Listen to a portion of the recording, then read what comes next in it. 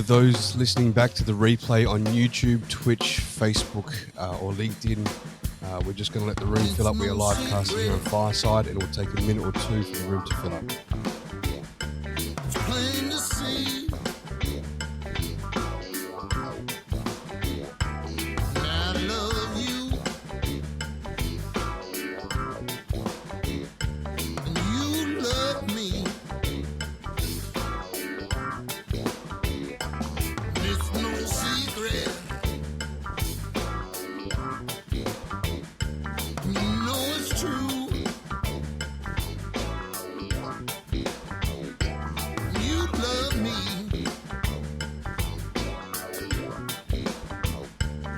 I love you.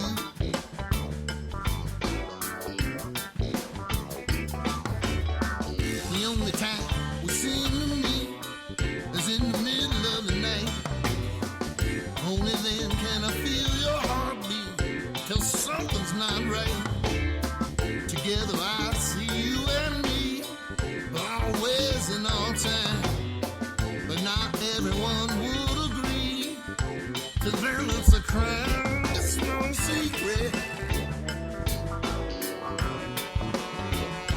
It's plain to see. Yes, I love you. And you love me. And it's no secret. You know it's true. You love me. All right, I think we can kill it there. Rev, how are we, sir? I am doing well, relatively. I have a bit of a bad back that has decided to rear its ugly head, but I'm doing okay. How are you doing, man? I am good. I'm good. I'm going to give you some camera access now. You're cool to go on camera? Yeah, just give me a second. I'm putting my focus in. All right. And I will flip that thing on in half a I'm second. going on there, and I'm going to give you the access. So those just listening live or to a replay over on the other platforms, we're just here live on Fireside. We live stream across. So if you're hearing the intro going for a couple of minutes there, because I've had some people on YouTube saying, "Hey man, why have you got such a long intro?" It's like, "Hey man, because we're trying to fill up the room before we get started, bitch. That's why." So I'm just trying to back them up a little bit.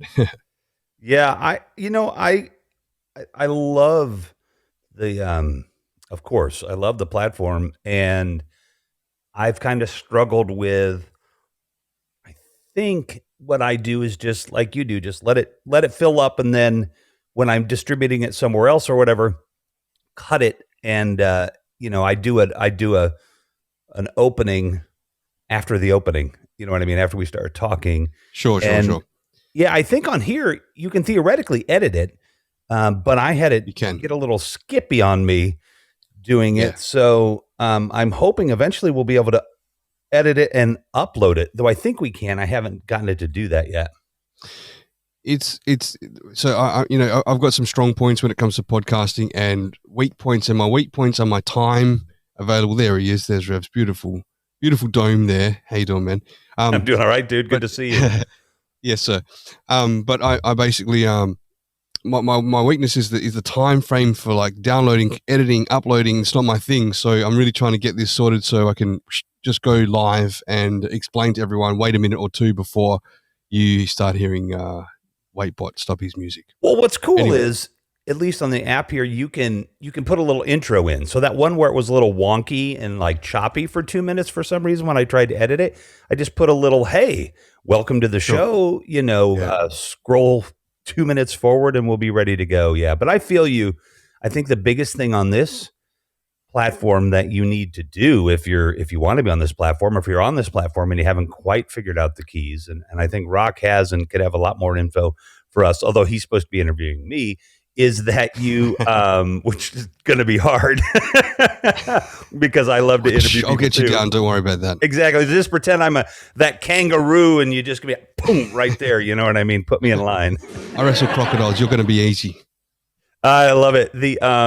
But if you, just have fun and then be consistent, like with a schedule and a time and be good, and then the third thing I've been telling a friend, because probably you have too, but I've had a couple of friends that came on my show and then, became creators, and be innovative. This is the place to be innovative. My goodness, there's so many things, but you have a show to run. I'll be quiet. I'll let you start. All good, man. I think that it kind of leads towards what I'm going to go down anyway. And I think that you touched on some nice points there. I love this place, by the way. This has really become my home, Fireside. So obviously we're streaming out to other platforms, anywhere, listening. If you want to get involved in the show, you got to get involved on Fireside. That's where it's at. So you can see all the links 100%. down on YouTube or in the text in the bios, how to find us. But in saying that about podcasting, Ref, we only met right around just before Christmas, because we kind of got made together on the same meeting when we did. That was interviewed. really cool. And actually, you're the first one I reached out to at that time. So that's kind of how we connected and we stayed in touch.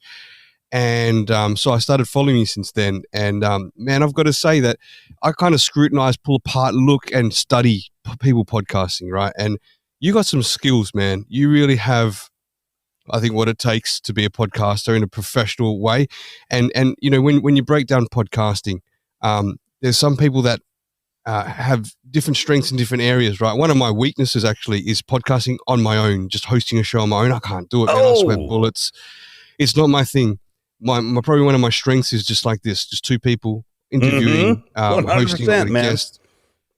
But what I noticed, one of your special gifts too, is that you're really good at hosting the show and having a panel of 2 or 3 people and really running back and forth with conversation, man. And I can be good at that, but you're a master at that. So I really think that you're fantastic. Got to give you some credit. Well, I appreciate that. Look, how do I do that? So well, it was something that I'm trying in some ways to figure out how to show other people, because so much of it is what we do and what we're good at. Sorry, as I'm pouring some tea here, is what we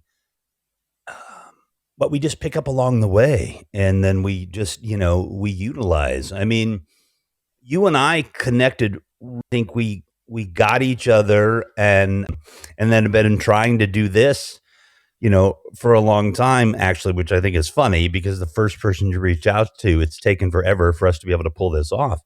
But sure. when you're interviewing multiple people like that, I think the best skill that I have is just the listening skill. If I'm a really good, I like to talk. My ego is so big that the multiverse can barely contain it. You know what I mean? And so I'm constantly trying to kind of inflate that ego, keep it, not so crazy over the top. And that biggest way for me was, I still am, I guess, because I do work outside of this, but I used to be that typical, male boss. I've always been very empathetic, and I've done activism, all these different things, but still kind of fell into that boss kind of routine that, was around forever for humanity. And in our work in nonprofit, in social justice and racial equity, I really had to learn how to listen and be an active listener. So as a host, if I'm talking too much, I'm not being a good host. If the guests are getting everything out that they need, and everything that the audience wants to hear, and everything that we're working together to achieve, then I'm doing a good job. And if I don't say anything for most of that hour, that doesn't mean I'm not really good at what I do. It means I'm really good at what I do, because it's an interesting show. So for me, being quiet. Hey, I see Darian down there, who is, my gosh, Darian was on here. Darian, it's great to see you. And of course I see Stephanie and, sure. I want to give the whole audience a shout out that was here right now. That's what we're going to lead to. So if you want to do it, be my guest. Well, okay. Well, then, let's say hello to Darian, Charlie, Stephanie, Dave. Looks like video. Kaylee. I need new glasses, by the way. Seth, Marwan, myself, Eddie, Rock, Warbot. Hey, Waitbot. Sorry, I know who you are. Melissa, Truth, and Natalie, and Lolly. Maybe. Great to see all of you here. Appreciate all of you here. Fantastic. Yes, I'll let you have your show back. This is what's so funny. That's okay, man. Hey, we're cut from the same cloth, brother. I know what it's like. Hey, let's bounce back and forth, man. Let's roll the magic. So, first of all, I want to see if everyone can go ahead and share the show.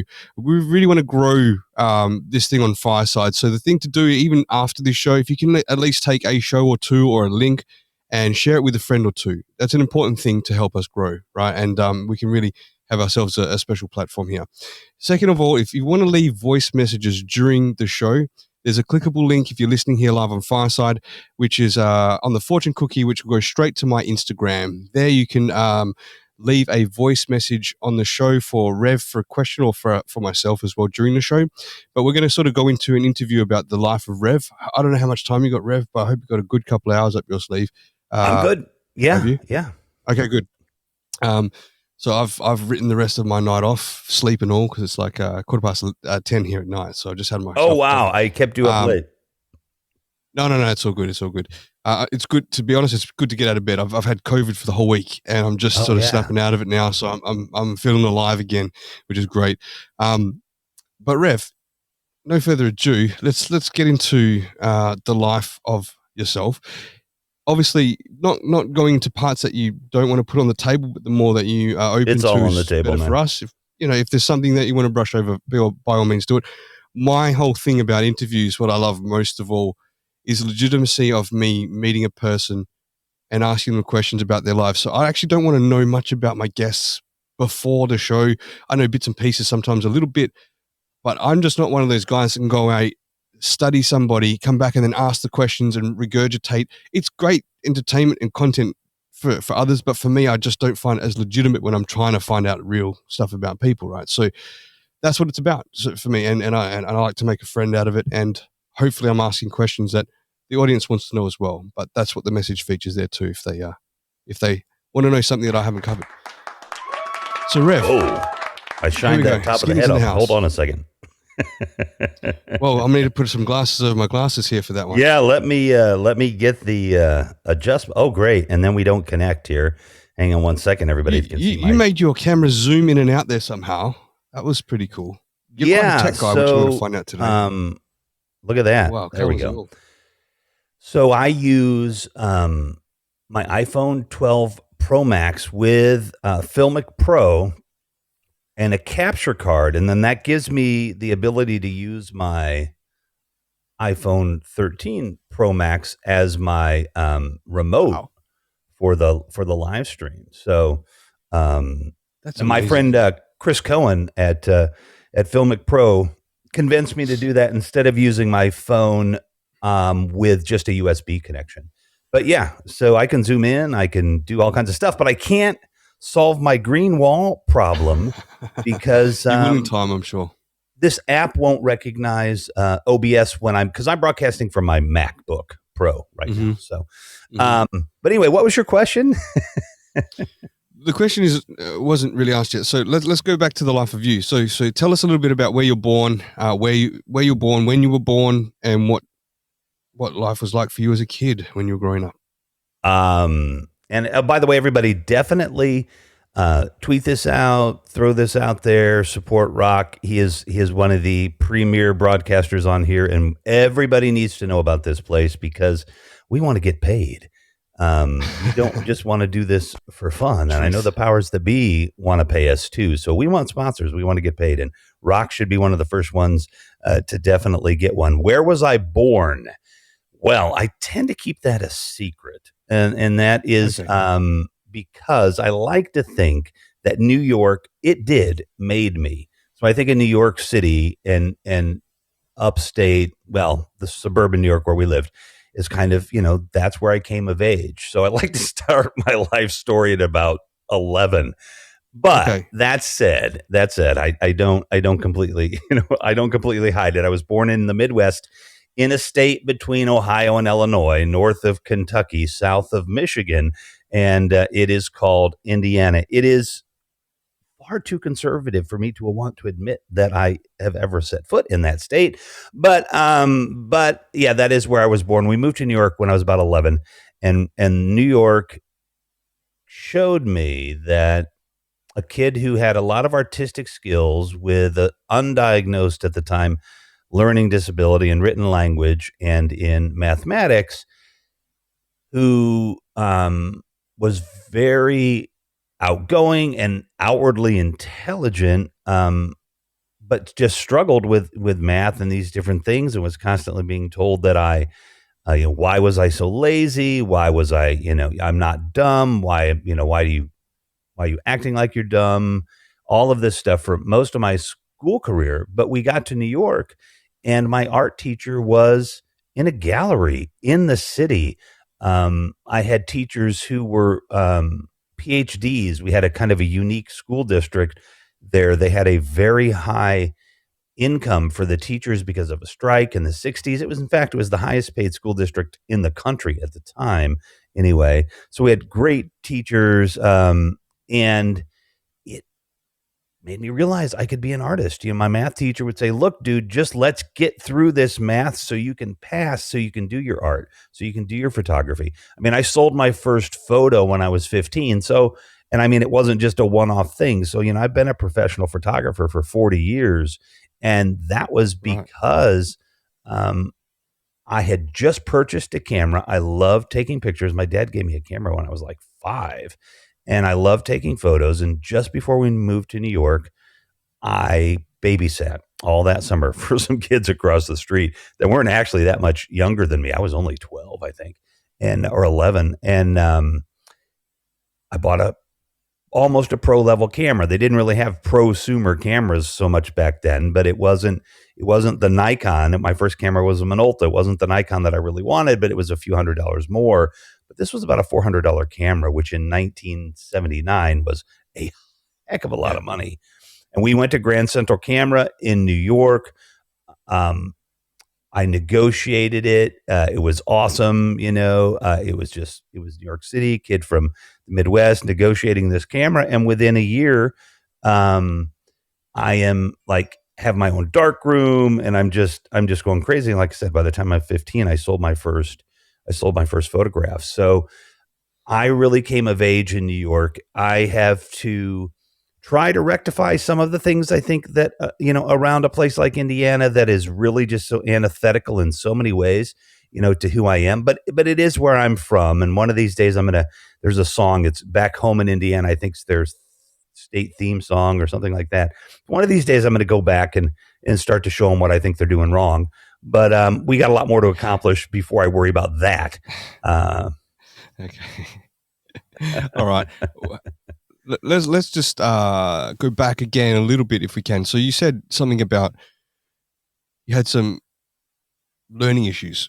Mm-hmm. Was it something with dyslexia, or was it something with well, so they don't call them learning disabilities now. I think they I can't remember because it's a little more it's a little softer now, a little more politically correct, I guess what they call them. But I have 142 IQ, which is a genius level IQ. In fact, one of the things that my dad was trying to do when they were trying to figure out why I wasn't doing well in those kind of subjects, and they were doing all kinds of testing, and I was very fortunate that at high school, so by 9th grade, there's a project. It's called Project Images. It's a joint deal between the school district and the SUNY or the CUNY, I can't remember, university system in New York, because those are their state. It would have been state. It would have been SUNY, the New York State university system, about this thing called learning disabilities, that they were literally developing the concepts that would go on to, change people's lives right there. I was in that early program, one of those early programs for learning disabilities. So I had a very high IQ. And so they're like, well, let's see if, he likes other Mensa kind of people. I'm like, dude, these people are all 90 years old. There's no kids here. You know what I mean? At this Mensa meeting. So it didn't do anything for me. But And I always say with the high IQ and the two pretty severe, because I can't do even simple mathematics, and I have horrible time with written grammar, though I'm a really good writer now because it's taken me 20 years to really learn to write and write well. And I still have to look up things a lot. So, I still have problems with sentence construction and all these different things. So I'm constantly re-looking up rules and stuff like that. They just don't stick for some reason. And so those learning disabilities were horrible growing up because I wouldn't know. I never could learn my multiplication tables. And of course, did they teach that to us in third or fourth grade? I think it was fourth. That was just, I'm lazy. It's just everybody memorizes your multiplication tables. Like it's just not that hard. And I mean, I've got a crazy good memory, but I couldn't tell you what 7 times 8 is. I'm just 60 something maybe, but I mean, it's just never going to stick for whatever reason in my head. And I built this outward persona that you get to see when I host as a defense mechanism to and this is all, of course, on a subconscious level, stuff that I've learned in therapy. And, after being homeless, I learned from knowing I did have bipolar. So all of these things really, you know what? I mean, they made me. I wouldn't want them to be any different. I mean, it's just like homelessness. I would never want anybody to be homeless ever, but I would do it all again.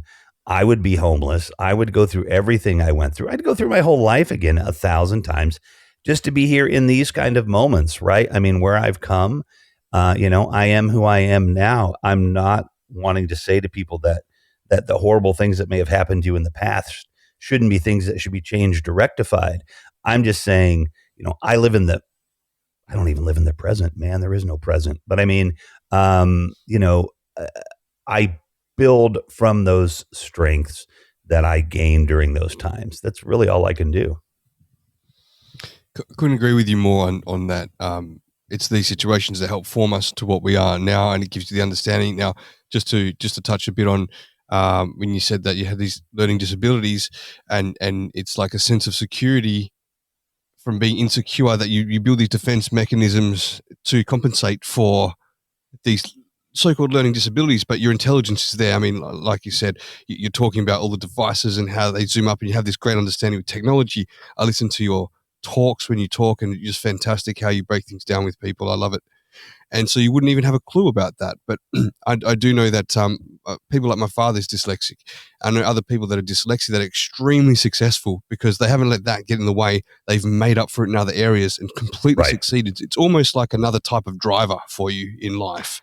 It's pretty crazy. Well, so, I think, Rock, though, that if you touch on that real quick, I think you pick something that is very important for people to understand if you're quote unquote different, if, for whether it's neurodivergent or anything, you're 100% right. That can be a driver because you've got to adapt in a world that isn't ready for you. It isn't inclined for you. So that can really help you. So don't think of those things as weaknesses. Think of those weaknesses as things you will be stronger in other areas, right? It's like heightened sense. If you're blind, right, you might have a better sense of smell or hearing or something. It's the same way. Use it as a superpower, for goodness sakes. Absolutely. And not to give the most admirable example, but an example of success nonetheless is Sammy the Bull Gravano. He's someone who was completely dyslexic, and that's what bummed him out at school. He was like a kicked out of school, and he used to get into fights because he used to get picked on for that sort of stuff, right? But growing to the mafia, being the underboss of the Gambino crime family, but running the building of New York, he had so many successful businesses out of the mob life, using the mob life to get there. But however, maybe he was really bad with numbers, but he had business after business after business, and absolute multimillionaire back in that day because he overcame that drama that he had with this learning disability into those sort of successes. So yeah, again, not the most admirable example, but an example nonetheless. Yeah, Okay. well, but I would say that that's kind of like okay, Alexa, thank you. Good to see you this morning. Hey, Alexa. I just turned the volume down. Yeah, the look, it's like in the nonprofit world or the fundraising world. I'll take the devil's money. I can always launder it, right? I mean, there's a story in there about accomplishment. The methodology and the means may not have been up to standard today, but the story, you can still show how people can, how people can gain. And it's a sticky wicket too, because even if you look at somebody like Abraham Lincoln, who today you'd be like, oh my God, that guy is like horribly racist. And he's the person that, ended slavery. Yeah. It's contextual to his time. He was progressive. He's not, it wouldn't work today. But I mean, I think sometimes you do want to use examples from the past like that because it can work on multiple levels. And I really, I just, you get it, man. I dig it, and you're really good at this. You're really getting my mind going. I'm appreciating it because I'm usually on the other side, just looking cute, Just chill and have a good time. I'm going to take you for a ride in the hot seat, brother. We have a message from who is it? From Natalie. Hang on a second.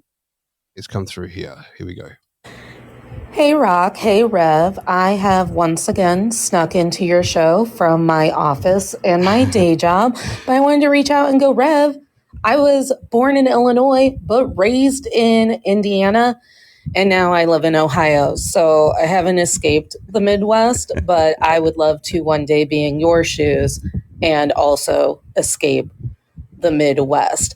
But I just thought that was really neat that we have that connection. I hope everyone has a good day, and I hope I get to see the end of the show. So, bye. Thank you, Natalie. And if you can't, there's always the replay button for anyone out there. But no, thank you for always being so supportive in the shows. We appreciate that. Natalie, I was the campaign director for the Public Interest Research Group in Ohio for a year. I have lived in Ohio. I lived in Columbus, in German Village, and in university town. So there were plenty of, liberals, which, the liberals are too conservative for me, but I mean, at least there were people I could talk to. And that is a wonderful state, Ohio. Cleveland is the gateway to the East. And I do like Ohio a fair bit. So, and I'm glad we have that in common, and very cool. Awesome. Thank you. Thank you for chiming in, Natalie. Rev, before we get back to the artistic days when you were a teenager, I still want to go back to your childhood and find out a little bit about what school was like for you then and your home life, because if you had this learning disabilities, did it reflect in your friendships at all in any way, or did it make them stronger? That's one question. And second, what was home life like with your parents and any siblings that you had? Well, remember the first question, because I am taking a painkiller for my knees. I'm getting knee replacement here soon. And this painkiller that I'm taking right now, because the back is bothering me, makes me forget a little bit. So home life, I mean, I cannot complain about my upbringing at all. I have, I try not to do regrets unless I'm using them as lessons, because then they're very powerful. But I don't really, as a child, I think if my mom were watching, I think I've conveyed this to her, but my parents were of a generation where they were pushed. My mom comes from a generation of very, shall we say, stoic people, not real huggy, loving, touchy-feely folks. And my dad's side, definitely more loving, but, not over the top. And so if my parents did anything wrong, which they didn't, we're parents, we just do the best we can, obviously, unless we're doing something egregious. But if my parents did anything wrong, it was that they didn't push me enough. Because on the athletic side, just like my 8-year-old is now, and even my 18-year-old is pretty athletic too. She is. But I was always the best at whatever it was in terms of athletics. And I was usually taller. I was always faster. And I would win. I mean, I held records in the city of Fort Wayne, where I lived before we moved to New York. They don't stand today, but I got, citywide records for high jumping and these different things. I was pulled up like from the minor leagues when I hadn't even played catch really, and got into baseball and went really far. We were in the regionals for the Little League World Series. And so, accomplishments in football and all kinds of stuff. So athletics, I was really good, but the problem was my parents didn't push me.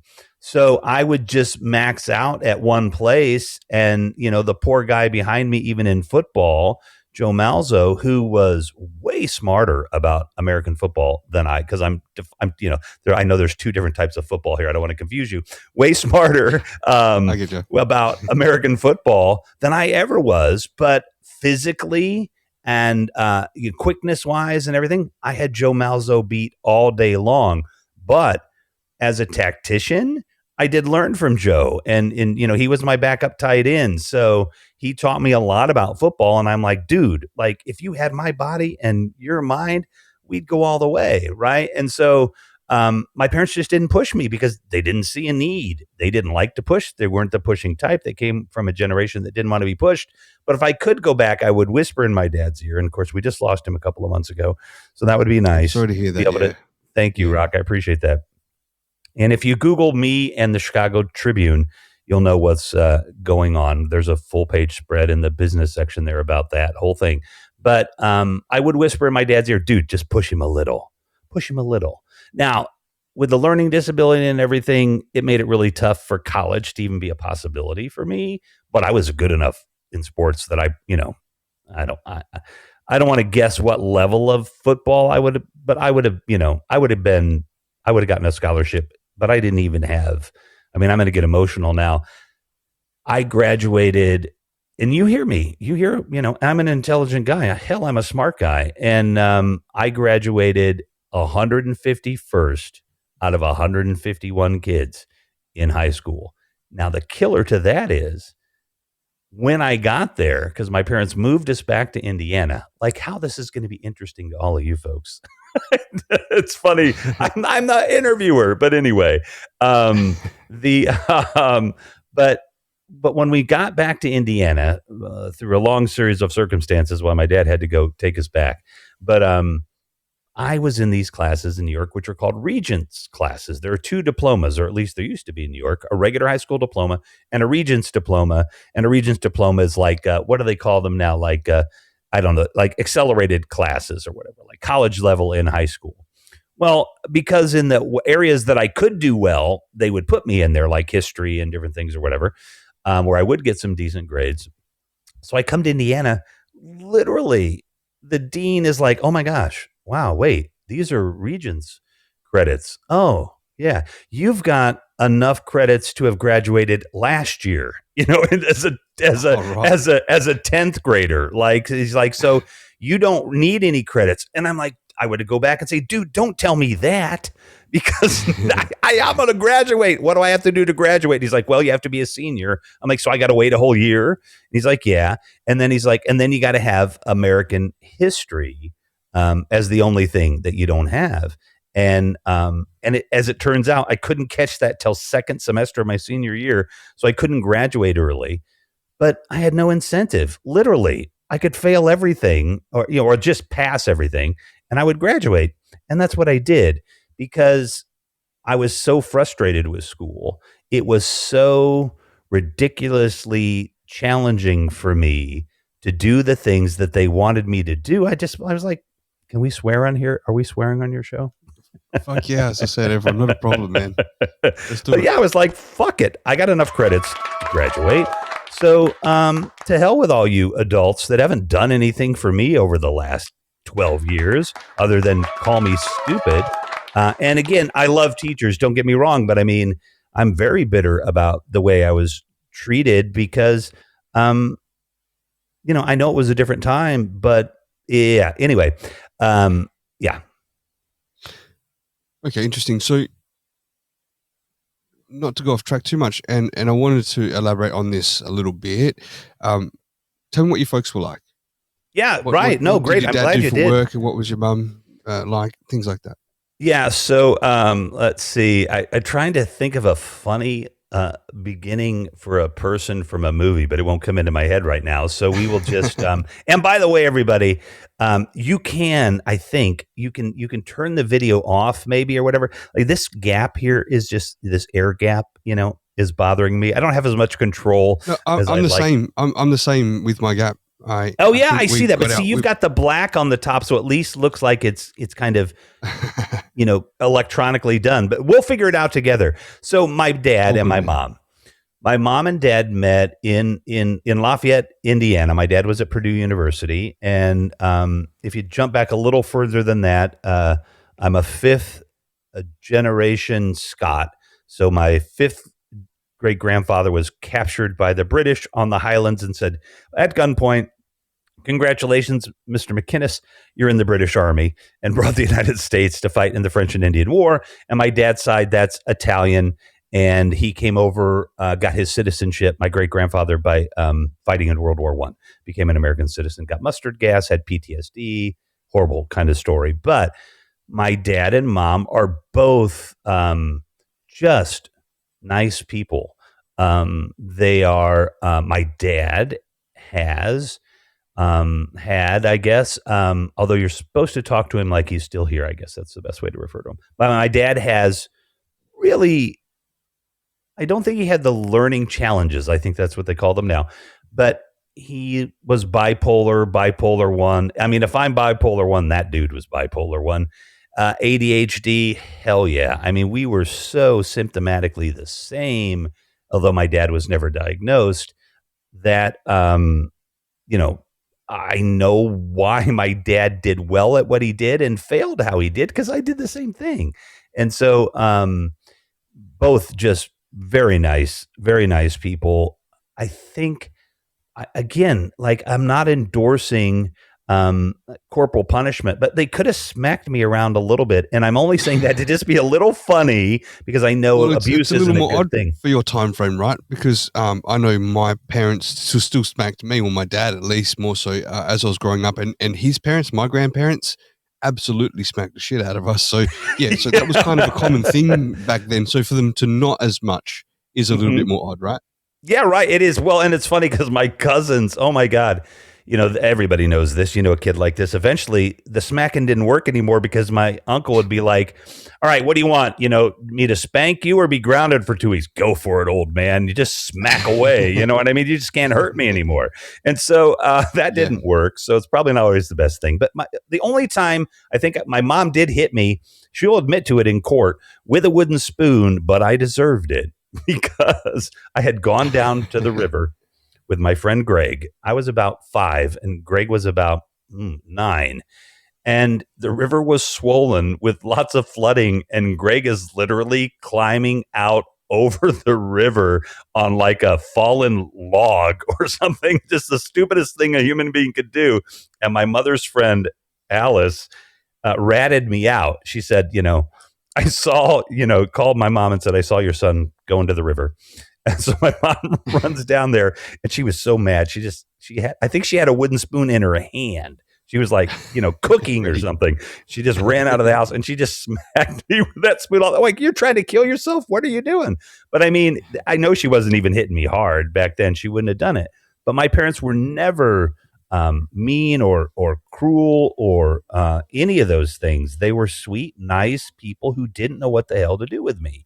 A precocious, overactive, intelligent kid that wasn't doing well in school. They weren't prepared for it. And my dad was in sales by default. He doesn't go to college. He doesn't finish college because, he met my mother. And apparently they liked each other a lot, because I was born only 5 months after they got married, and I was premature. So significantly, I only weighed 5 pounds, 1 ounce. So apparently they got to know each other before the wedding, and so here I am, and they're thrust into this life together. And thank goodness they were. Thank goodness I caused that. But yeah, very nice people. My dad was a very successful executive in New York. Did really well for himself. suffered during the 80s when lots of people at my dad's level kind of lost their job for people at half the wage at the time. And that was the industry's own fault. He was in, the show like Mad Men. Have you seen the show Mad Men? I have not, no. In the States, it's like set in the 60s in advertising, just, very crazy, kind of creative lifestyle. And we lived that lifestyle, except my dad was in radio and television, not in advertising specifically. And my mom was a homemaker. She stayed at home until my dad had problems and had to get a job actually as a baker. And then she was a baker for about 20 years. But Right. yeah, very nice people. Just great. I have no complaints about my parents. And I have two younger brothers. Wow. I was 8. So my parents pretty much just buzz-killed my only child lifestyle. It was so nice. I was an only child for 8 years. I ruled the roost. And then, I get a puppy. There was a guy in the 60s. His name was Dr. Spock, and not Mr. Spock from Star Trek, but Dr. Spock. And he told Americans all these little silly things about what he thought you needed to do to raise children. Maybe some of them are relevant today, probably not. But this one maybe worked. Get your kid a puppy if you're going to have a baby, so that the kid isn't all freaked out that you don't love him anymore because the baby's in the house. We all know you don't love him anymore. So let's get him a puppy, so at least he'll have some comfort, something to do while you're coddling the baby. And so that, how did I get to the Daisy story of the dog? But yeah, my parents were great. They were good people. No complaints. Love them to death. My mom just got quadruple bypass after having COVID across the hall in the hospital from my dad, like I said, who passed away on February 8th. So, yeah, good people and a good line of people as far back as I know, just hardy people. My grandfather and his brothers lived in West Virginia and were orphans. And there's a funny screenplay in that family story. Literally, just let me tell you, 2-year-olds, 3-year-olds walking around with pistols half as big as they are, with my grandfather being about 5 years older, keeping the truant officer at bay for 2 weeks because they didn't like the orphanage school, and they would escape back to their dads because their mom was dead. And my great-grandfather had PTSD. So the kids would be, were taken away from him, more or less. And so I got these gun-toting uncles and grandfather as kids from West Virginia, and some Scots, which are some pretty tough people. They are. I've got a brother-in-law who's a Scot. Shout out to Gav. But they are tough mofos, as we say. Yes, they are. They are very tough, and so absolutely feminine with those skirts. Oh no, I'm sorry. Those are kilts. Kilts. I love kilts, actually. He literally wore it on my sister's wedding with him. He had the kilt, and I didn't even want to ask if he was wearing anything underneath because I just damn well knew he fucking wasn't. Well, you couldn't. I mean, it would be too hot. The thing I like about the Scots is what they built the world from an engineering standpoint. They're brilliant people. And my clan, MacInnes, is not an official Scottish clan because there was some treaty of 18 such and such or something that the Queen, because they're not German. I mean, right? They're English, right? Haha. But but they determined which clans were legitimate Scottish clans, like by law. And my clan, basically, they were like the Secret Service for, I can't remember the king now. I used to know the name. And they failed. The British took them out and they all got wiped out. So they were never officially gathered as a clan. But I have I know Art Tartan and all that. And had I been Scottish, I would have definitely worn a kilt, to my wedding. But sure. I'm not. I'm an American. So, well, he had that in Bali. So yeah, he still wore the kilt. Yeah, no, that's cool. I'm all for it. I love it. I love it.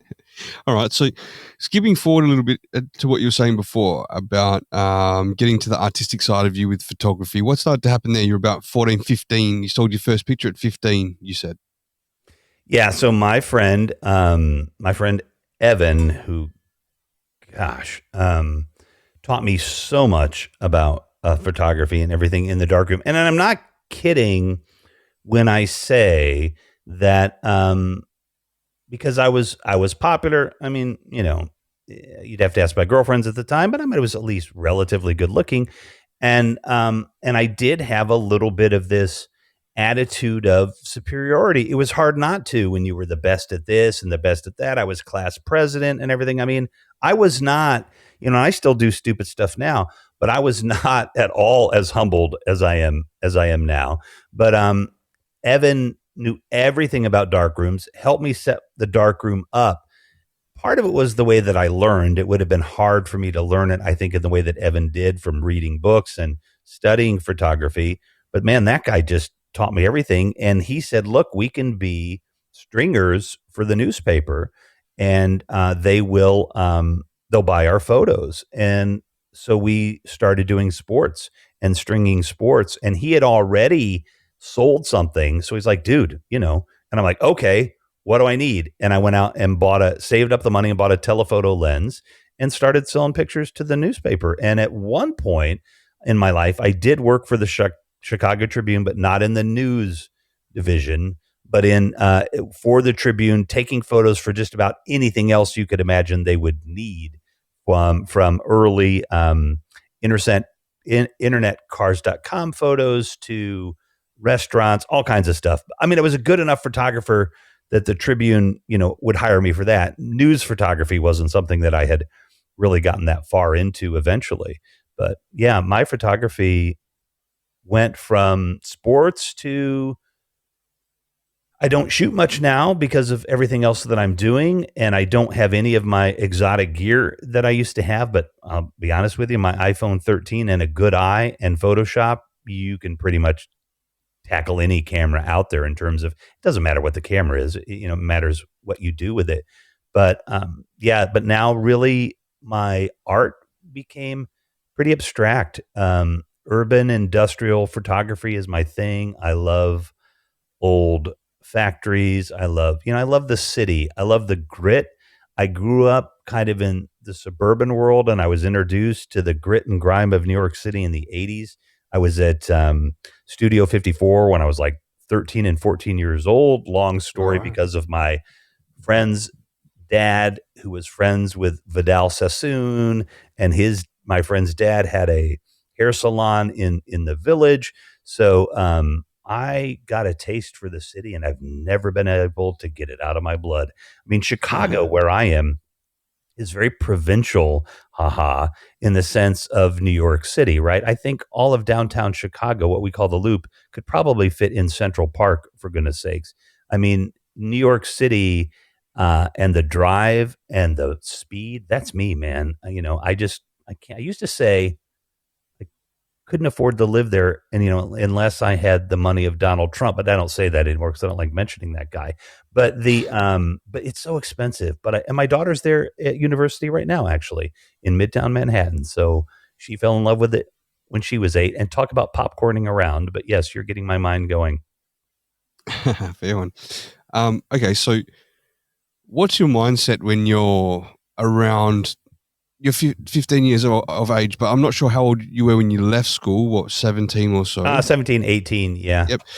So, you start making sales on your photography, which is a great thing. As you're tailing towards the end of school, you have to start thinking about what you want to do with the rest of your life. It's this whole pressure about Yeah. what are you going to choose for the next 50 years? I don't fucking know, man. It's a big decision for a kid. As you were kind of like just passing school because of the learning disabilities that you had, the trouble of learning, and with some success in photography, what was your mindset becoming for what you wanted to do when you left school, career-wise, Well, job-wise? Yeah. I mean, I got my first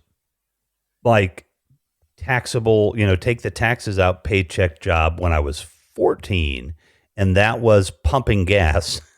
God, I have so many funny stories about working at a gas station when you're 14 years old, but pumping gas. And so I liked having money. I didn't like working. I'm not sure who did, but I have this mind where if there's a goal that I have decided I want to accomplish, because that's part of having ADHD and all of the psychology of all these things for me. But if I had a goal that I definitely wanted to accomplish, once I accomplished it, I was done.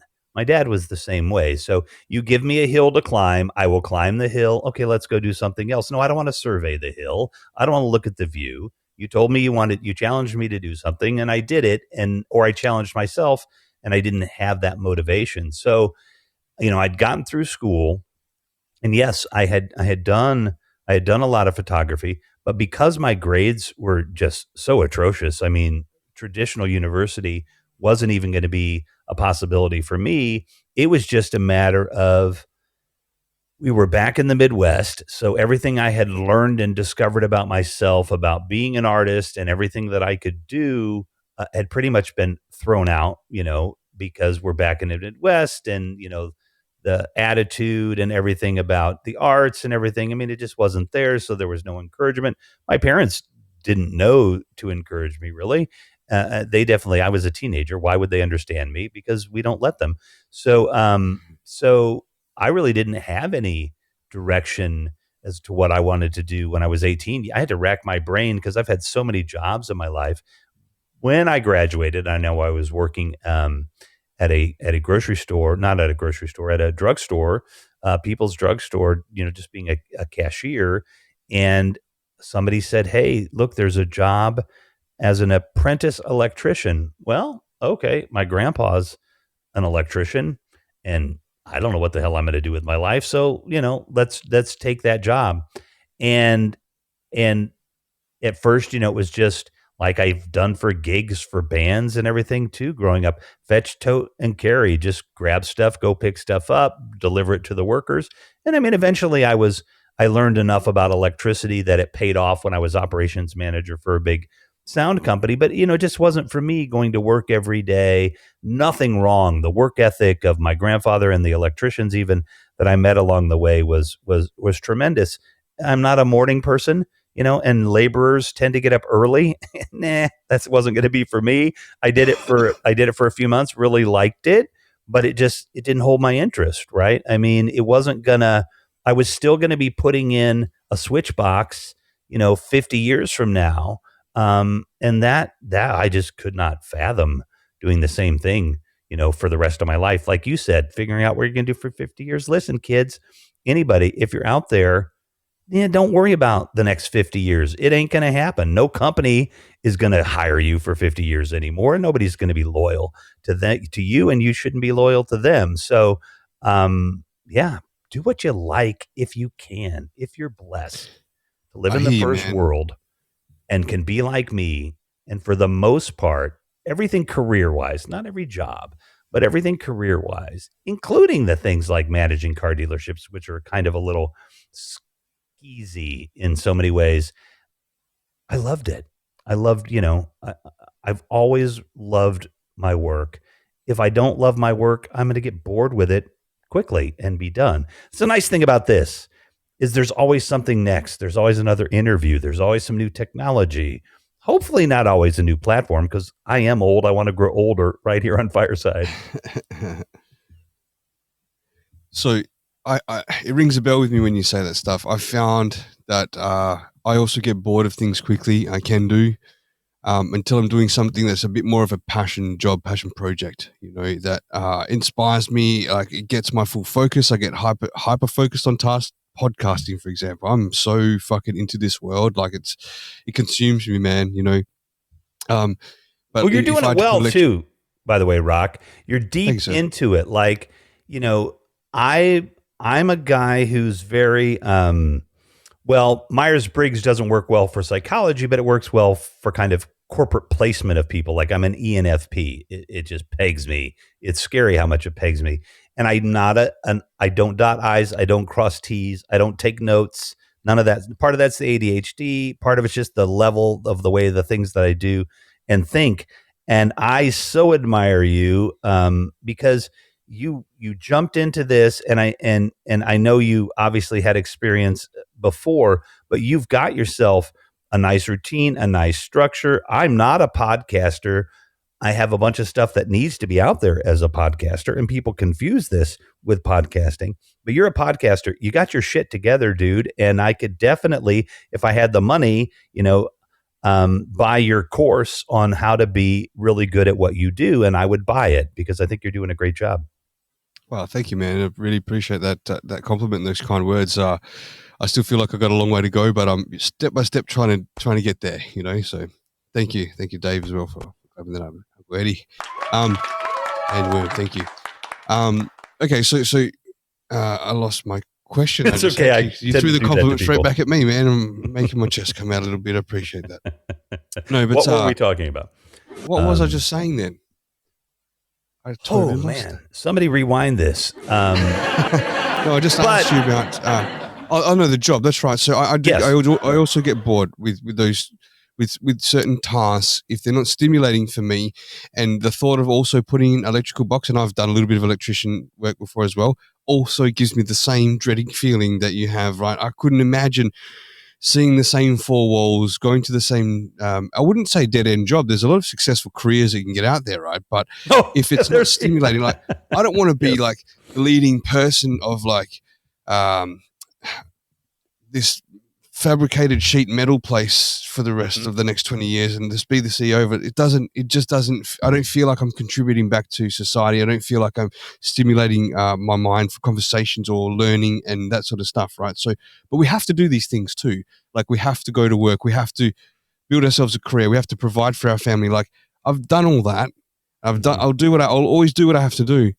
But I'm just kind of at this pinnacle point myself personally where it's like I've come across this podcast thing, and I've had a couple of misfortunes with COVID that have come through, wiped a couple of businesses I had out. And I'm just like, all right, I had no control over that before, but I've got more control over this. I can control my voice. I can control my conversations. I can control who I can connect with, right? And I'm just trying to utilize and take advantage of that right now. So this is why it's been fun. And it's been stimulating, man. Like, I'm having the time of my fucking life right now. The last, me too. Like 14, 16 months, man, with podcasting has been great. I met some awesome people, which most of them here are in the crowd that I can see here. So thank you very much for your support, guys. But it's been awesome. And then I get to meet people like you and really rack your brain too on the way that you go about things, man. Like, I really see this professionalism in you, and that's one thing that I could just tell when I first met you, when that time that we got made here on Fireside, that this guy's got it. You got the talk, you got the professionalism. I liked the tone of your voice. You've got it. You've got that package, man. So when you say you're not really a podcaster, that surprises me, because I'm not sure if you're classing that as someone who puts the podcast across all the different platforms, because I don't yet either.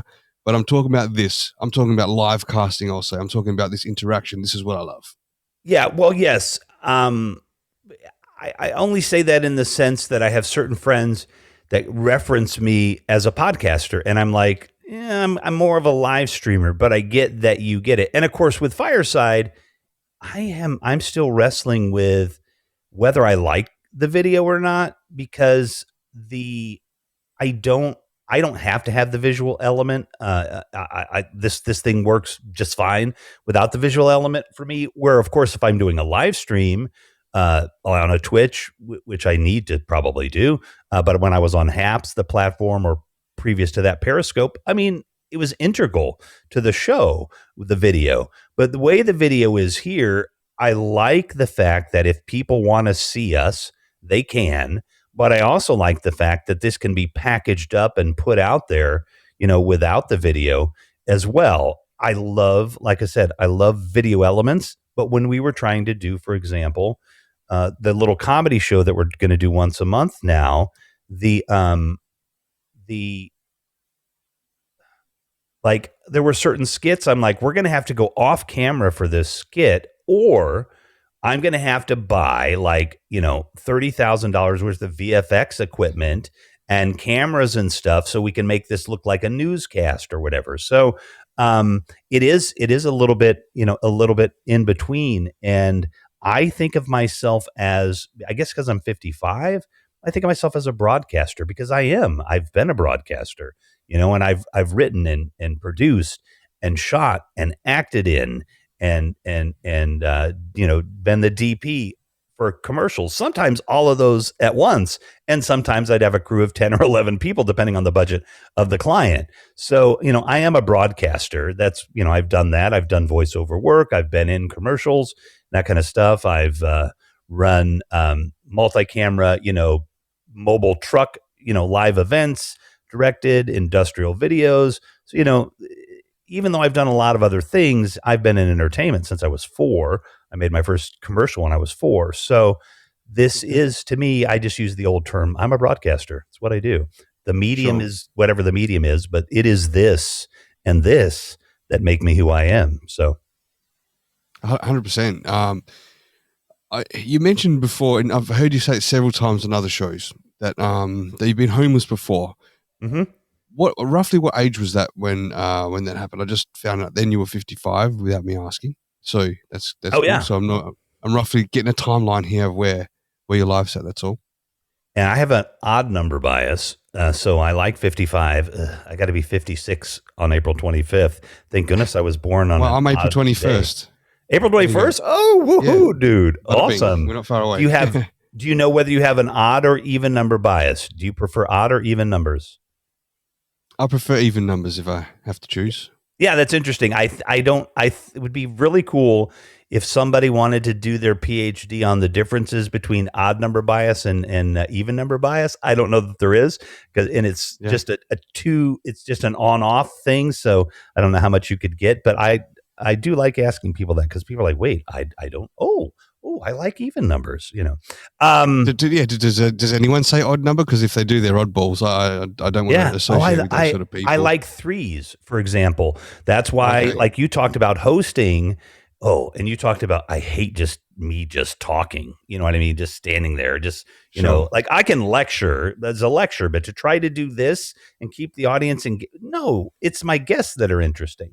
But okay, you go back to the question if you can remember it, dude, because you just saw me take a little bit of my medicine for the pain and my back isn't hurting. But wow. Oh, good, man. No problem. And again, like I said, even numbers are my favorite. The only probably time like the number 3, if there's 2 women in a bed with me, that's not too bad. Oh, right? There you go. Say no to that. I mean, I just want to mention the number 5. But Dave's listening as well. He's got his attention.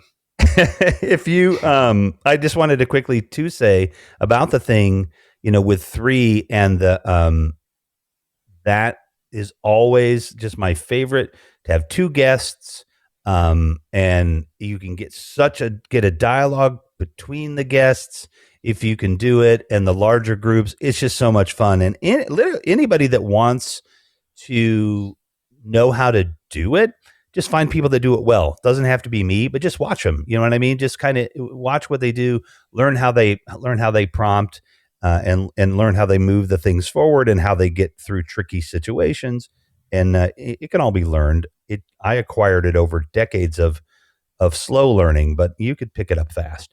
But yes, anyway, sorry, back to the original Absolutely. question. No. Like I think there's a lot of people that are from another platform here, which we all know what it is without saying it. But in that particular platform, it's like a cesspool of people, a pit of people from around the world that are really challenging for conversation. So you learn really quickly in a 12-month period. You can learn really quickly how to deal with these sort of situations. I think it's the best practice if you really want to get into this sort of scene. But anyway, the question for you was that you have mentioned before that you've been homeless before.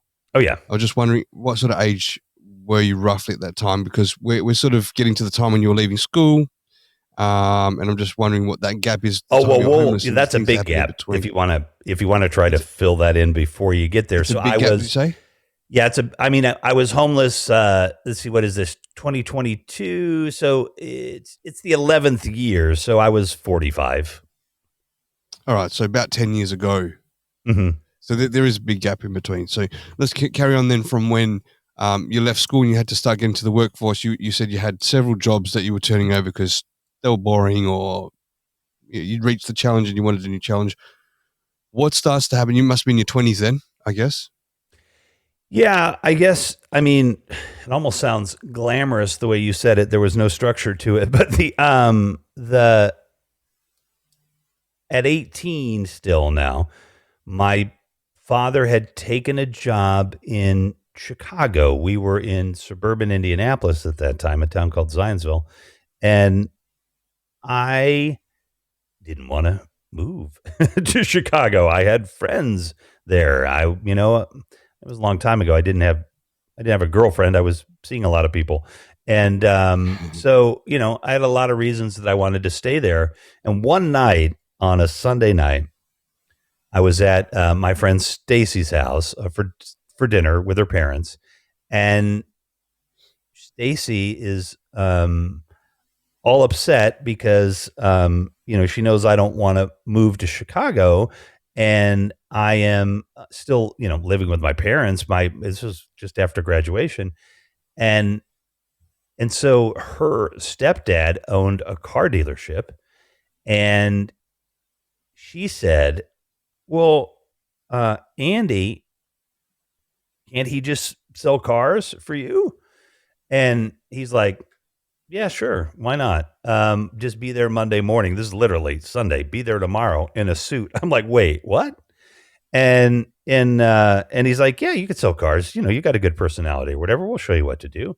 And I had already sold AAA motor club memberships out of the phone book, where my lead sheet was literally the phone book. And the guy said, about every 28th call, you'll get one. You know what I mean? Just start calling. And I hated that. But about every 28th call, I would get one.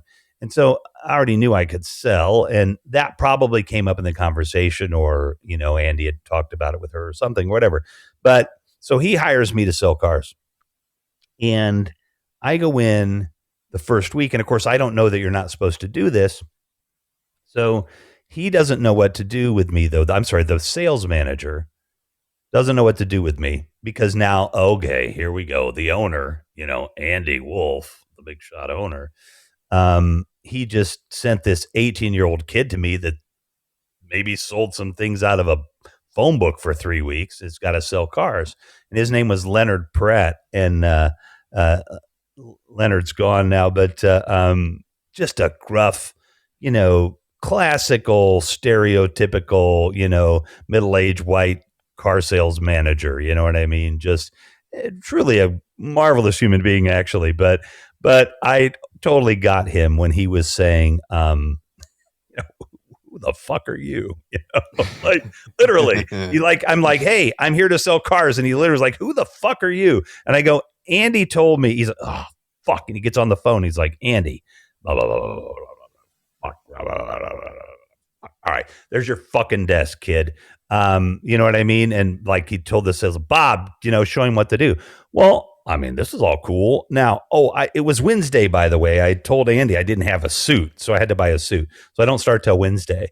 And then Leonard at some point didn't know what to do with him. He's like, send him down to the state fair where they're selling custom vans, because the state fair is going on.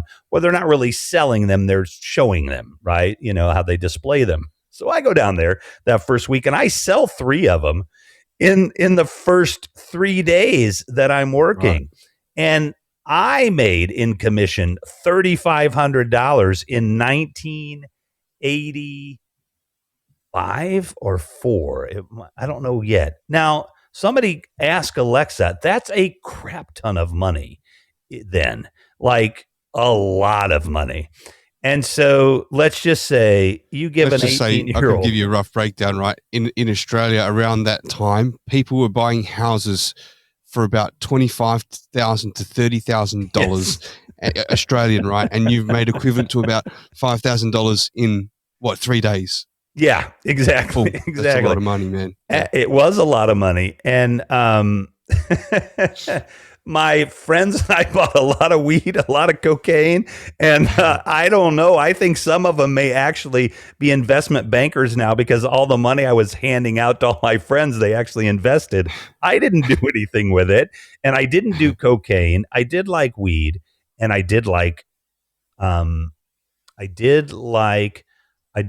bars, because I liked meeting women and conversations I could have with older people, right? I mean, that just I could learn from. So I did go to a lot of bars. The drinking age was 21, but I looked 21. I looked 21 practically when I was 15. But so So I get this job selling cars, and it was like, ooh, I mean, I did get an apartment with that $3,500. And I, did go home to my dad and say, hey, dude, I'm not going to Chicago. I'm going to stay here and sell cars. And like, okay, that's fine. If you want to do that, wasn't a big deal. Well, you go do what you need to do. It would have been nice if in high school I'd been taught a class about finance and had known that I was bipolar with manic episodes, and putting a bunch of cash in my hand was not something you would want to do. So I made about 45 grand that year. I don't even want to do the math on that. And I was 10,000 in the hole by the end of that year. Right. Because I'd never seen more. Not my uncle gave me $100 for graduation. I about crapped my pants. Like $100 bill. Cause again, that was $400 or $500 worth of money back then or whatever. And that just fueled the manic episodes and so I fueled myself on mania, for a couple of years in the car business. Because I was really good. As my dad likes to say, the old joke, I could sell ice to an Eskimo. You know why? I can prove it. Look at all the ice. What was the last bit? I said, I could sell ice to an Eskimo and I can prove it. And, right. and you say, prove it. And I said, well, look at all the ice, right? I sold that all to them. And so, I can sell anything. I can't anymore because I have to believe in it. But sure, I get you. You feel like if you ever feel to the point you've sold your soul, or not sold your soul to the devil, but you've sold your soul empty from sales. It's really hard to sell anymore after that. You don't believe in that product. Yeah. Right. And in the car business, though, I did ascend to a level in terms of managing dealerships where I had one little bit of saving grace. Well, and I would then go on to do a lot of advocacy work, activism. I worked for Greenpeace, the Save the Whales and Dolphins folks. I worked for Ralph Nader in the public interest research groups. So I was also an activist even when I was in my teens. So there was this dichotomy of selling cars and being a compassionate human being. And I had this one little thing that I could do once I became a full-fledged manager in the car business. And I was making like, what was I, 30, maybe 30, 31. And I was probably making $110,000 a year. Still, most of that being fueled with mania. Fueling my mania. Ago. What's that? Yeah. I said still a little while ago, right? So you're still damn good money at that time. Oh, right? Yeah. I should be rich as hell if I had known what to do with money back then. But it is what it is. But crap. Sorry, my head went into that. You should have done better with money moment. So I just jumped around from kind of job to job, in the car business. And like I said, I eventually got to the point where when it was really hard and it was really one of those like win-win, it's always a win you want a win-win, right? A win for the client, a win for the seller. Win for that's just not yourself true. And for the car yard. Yeah, you just don't. There's no such thing as a win-win in business. My job is to get as much cash out of you as I possibly can for my product. If it hurts you a little, so what? So that's the job of a salesman. But if I sell, I want to win for me, I want to win for my employer, and I want to win for the customer. We all need to legitimately win, and we could do things that way. That's not the way the car business was run. But I could go to my owner and say a couple times a month, see that person over there? They've got a lot of medical debt. That's why their credit is crappy. And we just sold them this car. Get the paper, get it financed, get it written. And my owner basically owned the town we were in. So he could have written the paper himself, and we would write our own paper sometimes, meaning we would just do the loan internally. But he would generally do them, with the bank, but he would just call down to the bank and say, hey, Mrs. Jones over there's, she's 60 months for $450 a month. And they would just do it, because literally the guy financed the entire budget of the town with the taxes, from his business and the revenue to the restaurants and everything. So he literally owned that town. And so a couple times a month, I could make him, make somebody who really deserved a second chance have a second chance.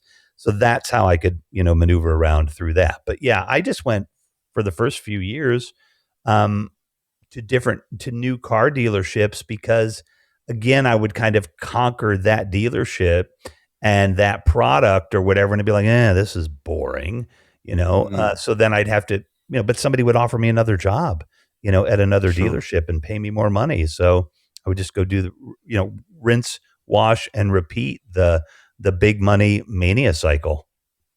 Yep. Okay. Rev, we have a question that's come in here, or a message, a voicemail from our boy Legends, which is Jared, who's in the listeners there. Let's play that and hear what he's got to say. Hey, I am Jared Legends. It's great to see you guys. Rocstedi, thanks for having me. Apparently, the revolution will not be televised. It may come through as a podcast, but it may come through as a live streamer. Correct, sir? Great show. I had a question for you, Revolution. As far as education goes and growing up, different, not normal, quote unquote, because I have a nonverbal son, and I just think of education today. He's 12 years old, and how different and how much it's changing. I just don't know. How do you see education as far as, the formal kind of education 1st through 12th grade that we get here in the States, and changing, and kind of what we can do just as the public to help influence that? Thanks, guys. Thanks, Legends. Wow. That is, I appreciate the confidence in me that I would even know how to answer that question. But interestingly, from your perspective, I think he means like the things that you maybe could have had to replace or help you along the way, and I suppose that could, in comparison to the education system today.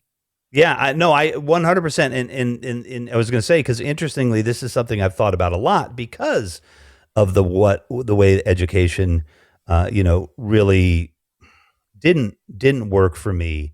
But I think on the one-on-one level, and you said your son was, nonverbal, and I'm not at all, have the ability to even understand what that diagnosis might be. So I think for me, what I would have liked was just a better understanding of what was happening with me. And a better understanding, and I don't know how old, your son is, and a better understanding from my caregivers, from my teachers, from the people around me, a better depth of understanding of what was wrong, what was different about me, and how to work with me, how to understand me, how to have a compassionate kind of interaction instead of a frustrated interaction, because you don't know enough about me to understand how to, again, kind of deal with me. Right. So, number one, I think that would be the most important thing. If I had that, it would have helped. It would have helped a lot. And again, in my case, it wasn't just the learning disability. I don't know when bipolar kicks in, but in some sense, the moment you're born, I would imagine, although I guess there's nurturing that I didn't get. So I didn't have it all right then. But so number one, that would be, I think, the best thing. As far as the larger system, oh my gosh, Rock, look, we in the United States and most of the Western world base our education on the agrarian calendar, which is irrelevant today, just like this daylight savings time stuff that we have.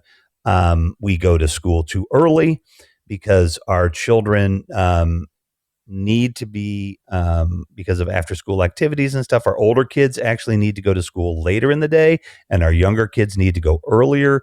There's biological reasons, social reasons that these things need to change. The education system is wacky in America. All of the different reasons we do these things based on a society that doesn't even exist anymore. So the whole system needs to be uprooted. and changed, and that's not gonna happen, anytime soon. So Can I just ask you something, Rev? Yeah. You've got an 8-year-old son, I think you said, right? I do. Okay. So are you it sounds like you might be well aware of what the education system is like right now for an 8-year-old at school, and then can you compare that to when you were a kid at school? Ooh, that's a good one, Rock. That's a good one. Yes, a whole lot better.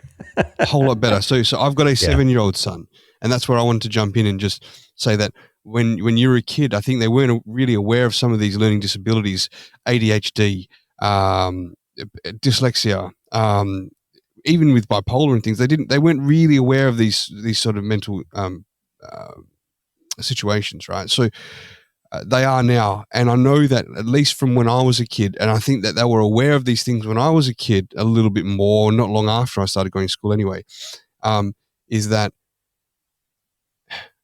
the education system from when I was a kid till now has changed dramatically, man. I mean, here I am hearing my kid when they go to school and they walk in the door, and from the morning time or their recess or their lunchtime, and being in second grade is where he is, they'll say, "So how do you feel when you enter the classroom?" They've got to either go thumbs up like that or down. Now there's like teachers checking people's emotions, checking if they have little timeout rooms to like they're always checking. Whereas when we were at school, I used to get the cane from the nun, in the first grade, and with yourself, it's like they didn't recognize these sort of mental learning disabilities, right? So, it's changed dramatically, I think. Well, just obviously, I didn't know if that's the same in America.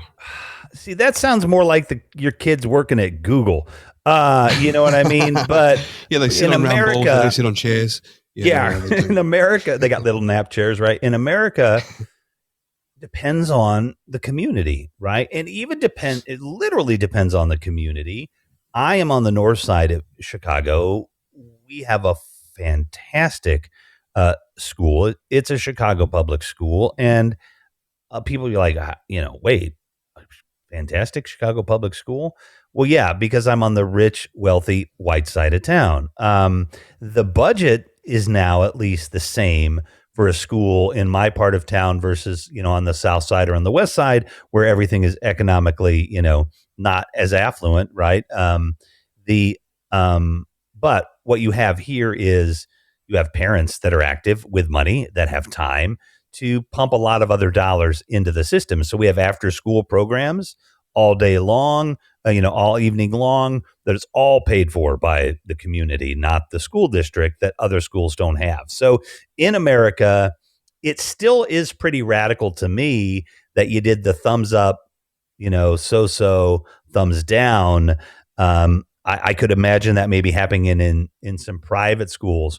That is perfect. That's beautiful. That's actually how I learned to start to manage my bipolar, is through a system similar to that.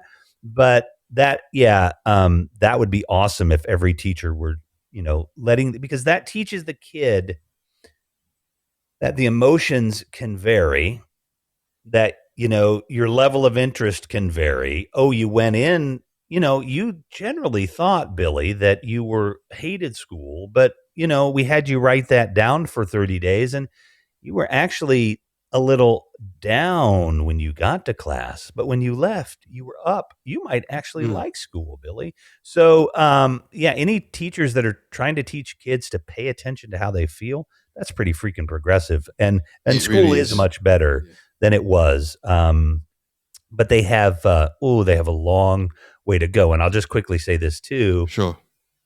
Our brains, we now know, are fully developed at about age 25. When my first child was born, she's 19 now. Holy cow.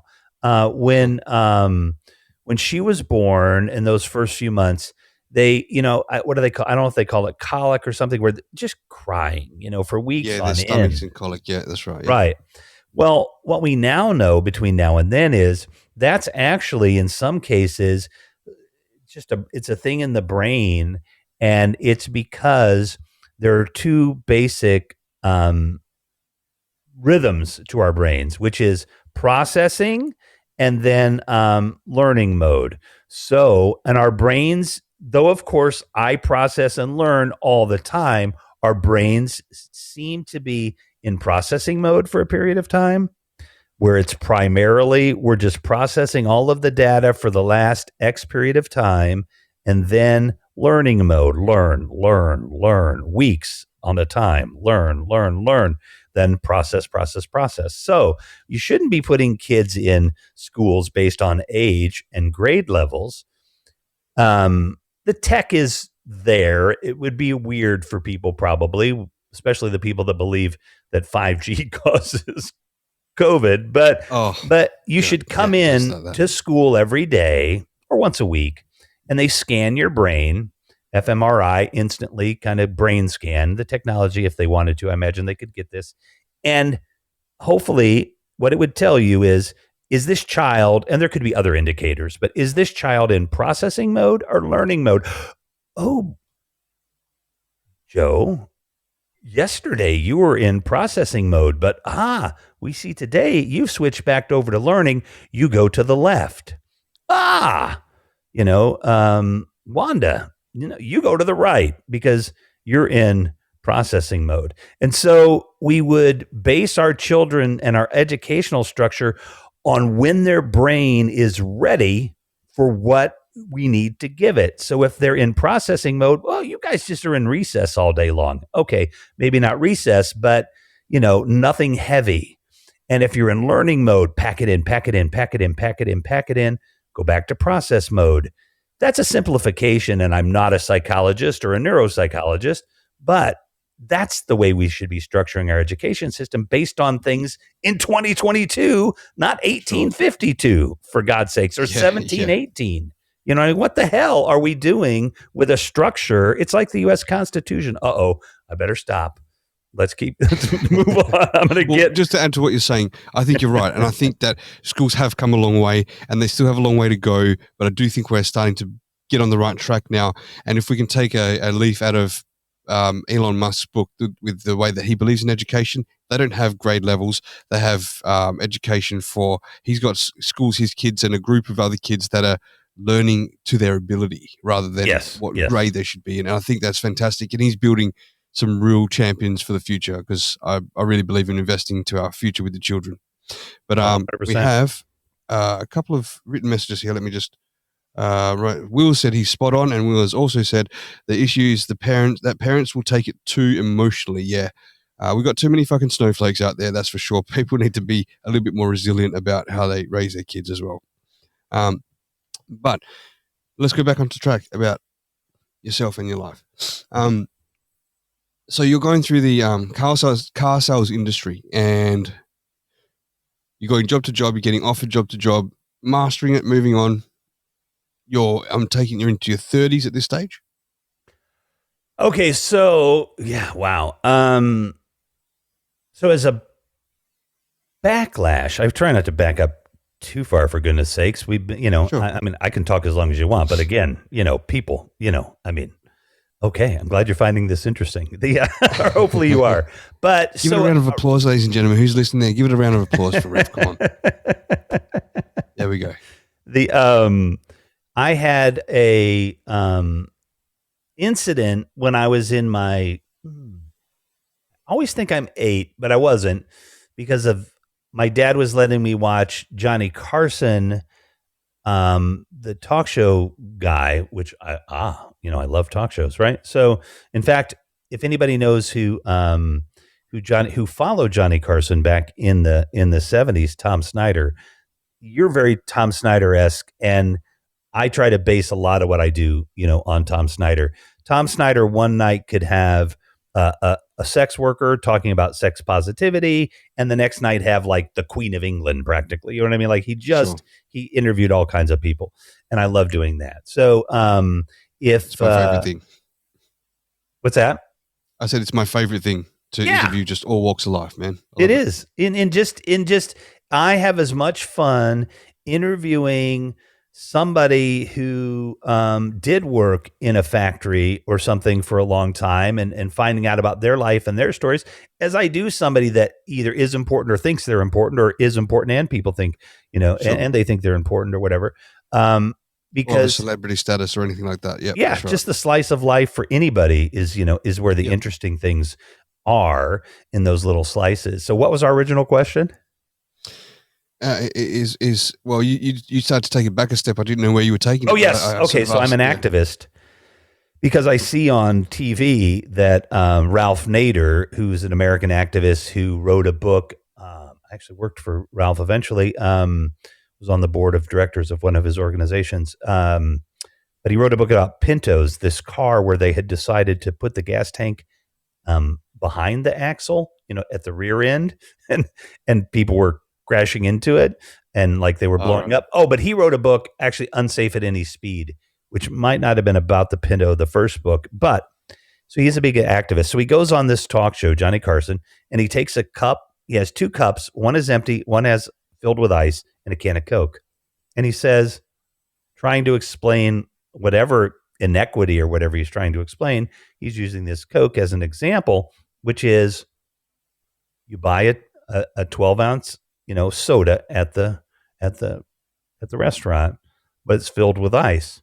So he fills it up and puts it down, and then he fills up halfway the other cup. And he's like, yeah, but you're only getting 6 ounces of soda when you're paying for 12 because the advertisement says Coke, 12 ounces, $1. It doesn't say Coke, 6 ounces with 6 ounces of ice, $1. And I'm like, ooh, that's wrong. So the next day at the local, frozen custard, that was the name of like our little Dairy Queen kind of soft serve ice cream place. I go to the little pimply faced teenager. I have no idea, but it's fun to say. I'm pretty sure it was a girl, but it could have been a guy. They were a teenager, and they had a sign: Coke, 12 ounce, this price. But this is the point I forgot to say is Coke, 12 ounce, no ice, more money. So 50 cents or $1 with ice, 10 more cents or some amount more with no ice. So they know that they're ripping you off. Totally this was Ralph Nader's point. And he's like, no, you don't have to pay. If they advertise for 12 ounces of soda, that's what they need to be able to sell you. They can't charge you for the ice or anything else, right? So I'm not happy with this. And I tell this to the kid, like, hey, were you I want no to die ice on that hill? Because I get more Coke, So I'm like 10 or something. I get more ice. I don't want any ice because I want all my 12 ounces of Coke, man. So they're like freaking out. My mom is like, what are you doing? Just order the Coke, like, what do you want? Just pay the extra, whatever. And I'm like, I need to speak to the manager. So I'm telling them how they're breaking the law. You know what I mean? And, and how I'm going to sue them probably in my mind for my 5 cents difference. And that was when this activist gene was born in me. So I definitely took on a lot of these kind of dual causes between, activism and sales. And literally now you're going to have to take me back to the question because I go down these memories, dude. That's okay. This is why I you've brought that up for a reason, obviously. So I'm going to keep that there. This activism part that I'll be able to wrap it up, but just go back to the question. No, that's So the question was about when you're about in your 30s, selling cars, going from car yard to car yard because you're mastering those jobs. And the question was, you must have been about in your 30s, and then you would start to take me back to that time. Yes. So I took you back to explain how I got down a total other path of activism, all of that for jobs and where I was. So about the time that I'm 24, maybe 22-ish. I can't quite remember now, but it's been a while ago. I started working for Greenpeace. The folks that save the dolphins, save the whales, and I would run there. Eventually, go on to run not on a local level, an office level. Their fundraising, their door campaigning, their door knocking. Because remember, I'm a really good salesman. So again, I walked into my first day at Greenpeace, and eventually would do this for the whole state of Ohio for the public interest research groups, plus their political arm. I ran that for a year too, but. I did that first week. Remember how I told you I made all that money selling cars? that first day at Greenpeace, first day, there was a $500 minimum you had to make every week to get like commissions above, what you brought in. So if you sold $499 worth of stuff, you just got paid your $10 or $5 an hour or whatever we were getting paid, but no bonus. But you got a bonus based on, the amount of the membership, fees that you collected at the door or whatever. And so the first day I did $500 and it was like 3 people. You know what I mean? So like, do the math. Like most people are only spending $15 for a membership at Greenpeace, and I'm getting 10 times that from the first 3 people, not the first 3 people that I talked to, but I was literally done like halfway through my shift. And the field manager at the time, which I would go on to do, would come drive by and check on me because they'd spread us out in this neighborhood, knocking on doors, selling Greenpeace memberships. And came by and he's like, how's it going? I'm like, I don't know. I mean, I'm like, I got like 500 so far. And the guy's like, what? He's like, we give you a whole week. Yeah, that's what it was. We give you a whole week to raise $500 and you did it in the first day. If you raise 500, you get your job. He's like, by the end of the week, you're going to have my job. It was a month, but I mean, so, I did a lot of that kind of work over the years for nonprofits and fundraisers and stuff like that, because I'm really good at it. And I can teach people. I can teach people that, because that part of sales, even though I'm really, really good at it, it's teachable to teach people how to be good salespeople. You really just need to learn how to understand yourself more or less, understand how you come across to people and how you think you come across to people, and then how you should come across to people if you want in a sales environment. And you just, kind of work from there. So yeah, I did a lot of activism, but I would only get paid like 18, 15,000, where I could make 40, 45, 50,000, in car sales business or whatever. But I hated doing that eventually because it was, especially back in the day, it was such a scummy business. And just dirty, nasty business, that, I loved doing the activism, but the activism just didn't pay. So for a number of years, from early 20s, just after college to, into my 30s, I would bounce from doing activism work for basically no pay. So I ended up, again, by age 24 or 25, I'm the campaign director for the Public Interest Research Group for the entire state of Ohio. I manage door knocking campaigns for fundraising across the state. I handle the political campaigns. I fly to DC and lobby senators and congressmen and everything. I am this, this central figure in this national organization, with all these different states, all 50 states represented. So, and I'm on the board of directors, for an organization with a lot of, powerful people, especially in Massachusetts, like blue blood people. So now I'm starting to nip at the heels of the people, the moneyed set. So there was a lot to learn, from those folks. So I spent a lot of time in Boston when I could, talking to the blue bloods and learning about that. And which is why another good reason why I'm good at interviewing, because I was always interviewing people, just naturally. And so, but I'd make 18 grand or something. And I do that for a few years and be like 30,000 in debt and go back into the car business, and in 3 months pay off all my debt. And in fact, one year,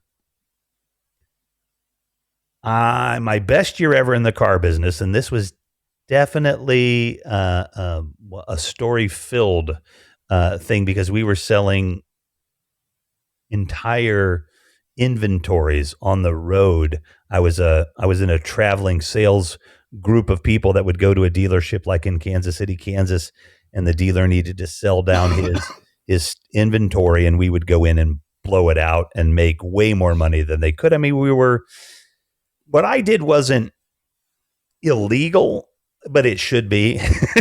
and I was, again, I had a good crew. I was really good at it. And so I made like 200 grand that year. Wow. But what year we're talking? Hang on. This is 2000, probably something like that. Okay, right. So, but I owed the IRS at that point about 40 grand because I'd had a pretty good couple of years before, and I just wasn't paying enough taxes, right? So I was paying them every month. But and that is, you were making more, yeah. Yep. If I have any regrets, that one would be not understanding money well enough to be like, wait, don't pay the $40,000 to the IRS. They're giving you a loan, basically, at a very low interest rate. Invest that 40 grand, but I just paid it off because I had the cash. I'm like, I just want to be done with it. Sure. So, but I would basically pay off all my debt from being an activist by selling cars.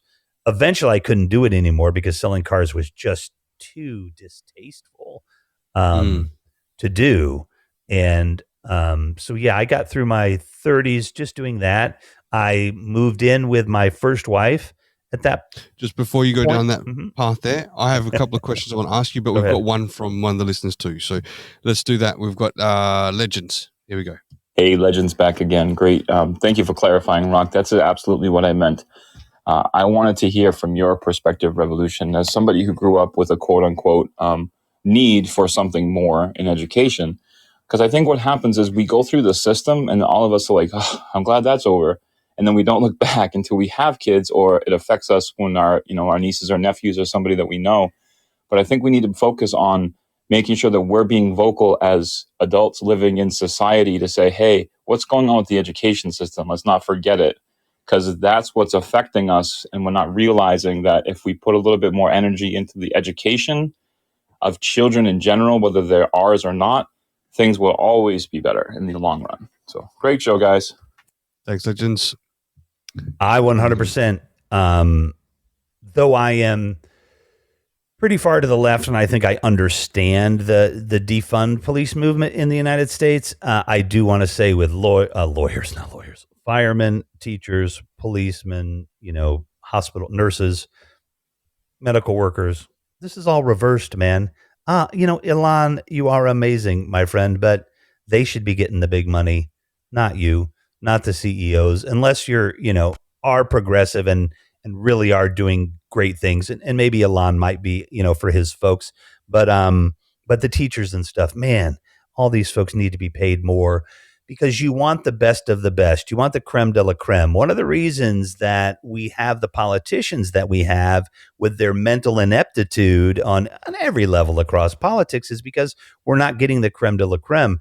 We're not getting scientists. We're not getting our most intelligent thinkers. Nobody wants to go into that business. Or scientists, for example, a lot of them are atheists. They can't run for politics. You got to pretend at least you believe in God if you want to be a politician in the United States. So more money and culturally responsive, culturally relevant education. So if you are in, if you're in Uganda, you need to be teaching folks that learn the way folks in Uganda learn, not the way folks in Pakistan learn, because they're two different places. You need to structure these systems that they're well funded and that you can get the best person there to teach. And I gave an example. I had teachers that were PhDs when I was in high school, when I was in grade school, because it was the highest paid school district on the planet in the 1980s. And they could hire teachers that could be professors, but they were making more money teaching high school than they would as tenured professors. So you want the best possible person teaching your kids. If the best possible people are making 300 grand working at ExxonMobil or Apple, those are the people that you need, the ones that can teach, because it takes a special person also to be able to teach. But mostly it just takes somebody that's smart, willing to learn to teach and not have to worry about putting food on the table. Then you can get great people. So yeah, great people is what education needs. And every teacher out there I know in my son's school, they really are doing a great job, and I think they're well qualified. But why not have the best of the best? Put money, invest. If we want to invest in our kids, invest in our kids. Don't give lip service, to investing our kids. And that's the same way with just about every worker at that level. It's all reversed. And don't even get me down that path of in 50 years, 80% of all jobs will be automated, because it might be less than 50. That would be the only caveat I would give to that.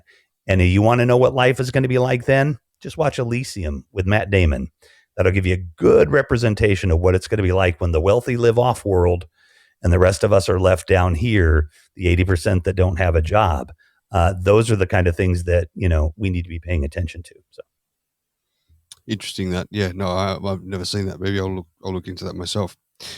Okay, so all right, you were just starting to mention about how you met your wife, and you moved in with your wife. Go down that track now, and let us know if you want to share a little bit about. Yeah, no, life. I mean, I love my ex-wife.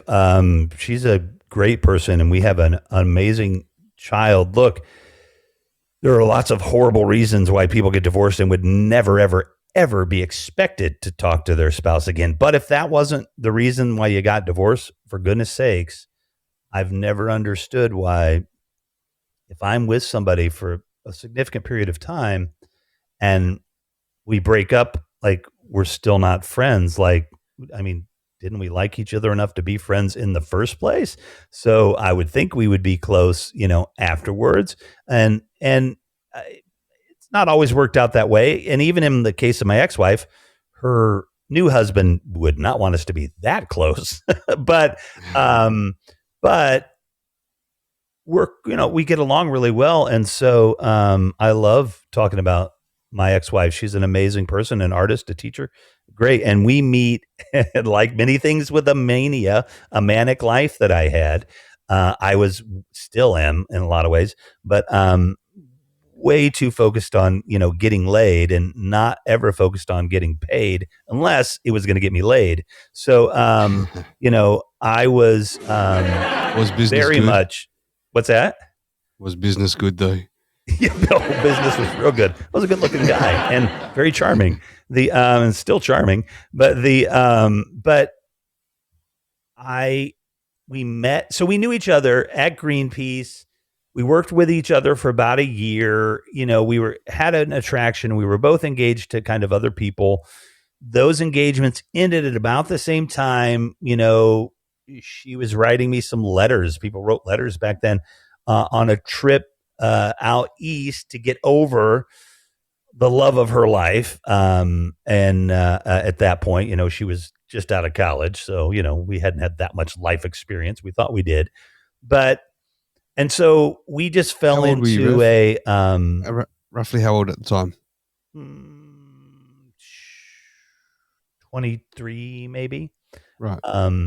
We both started dating, and I mean, come on, this is the 90s. We were sleeping together, having fun, and both found ourselves in need of an apartment. I'm like, wow, this is fun. Oh, and my friend John has an apartment, and we wouldn't even need a lease. We could just sublease it from John. You want to get an apartment together? Sure. And I remember, because we did definitely, put our bed, our futon mattress on the floor in one room. But that week we each had dates with other people. And then like a week later, we're like, are we still seeing other people? No, I guess not. We're living together. So, I mean, we literally just jump into this thing. And 17 years later, we get divorced. So at least 7 years before we probably should have, but thank goodness we didn't, because we ended up having my daughter. But yeah, so I get married in my early 20s, and still in the same pattern, making a lot of money and blowing it. Thank goodness she had a good kind of handle of money and that kind of stuff. So we were able to at least stay afloat. I wasn't able to get all of the money and spend it in some manic, the reason I like technology so much or know so much about it is because it was one of those things that would fuel, the mania, because I would want the next big thing or a more powerful computer. Why? I'm not sure, but they wanted me to want it and my brain wanted me to want it. So, so I would do it. So I did spend a lot of time, learning the tech business and stuff, from my dad. And thank goodness, because by osmosis with all of this, I was very early into the internet. I saw the internet for the first time in 92 or 93. And it really wasn't much more than, if I remember, like a BBS message board, right? There was no GUI interface, but you were surfing the web, quote unquote. And I did develop websites and had a small business that, did that in the 90s, that kind of thing. So that gets me there.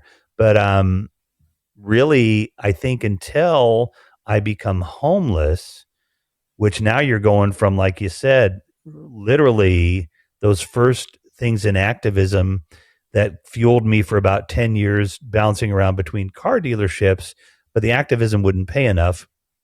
And the car dealership business was just too emotionally disgusting, honestly, that I then started to pick up the photography again. And I am very, very proud of the work that I did in photography. There were a number of years that I was represented and my work would be sold to like doctor's offices and things like that. Before you could just print all this stuff and buy it on Amazon, you know what I mean? I had a catalog of photos that, people could buy, and I had somebody that would sell that stuff for me, to corporate offices and doctor's offices and that kind of stuff. So I had a pretty good career doing that and doing art and doing some portrait work and stuff, because it would pay the bills. And weddings, I don't like photographing people, not because I don't like people. I love people, but I just don't think I'm very good at it. So, and it takes a special person to be like a people photographer, especially a portrait photographer. You got to be like cheery. You know what I mean? Like, hey, come on, Rock, smile for me, buddy. Come on. Yeah, there you go. Let me see them teeth. Snap. You know what I mean? So that's not my general attitude. So, Sure. I don't do that. So then I was a professional photographer. Like I said, I've been one my whole life, but I had a good period of time where I really developed, I think, my style and got it boiled down to this abstract thing. I love art. I spent a long time during that period of time learning about art from my ex-father-in-law, one of the most brilliant human beings I've ever met.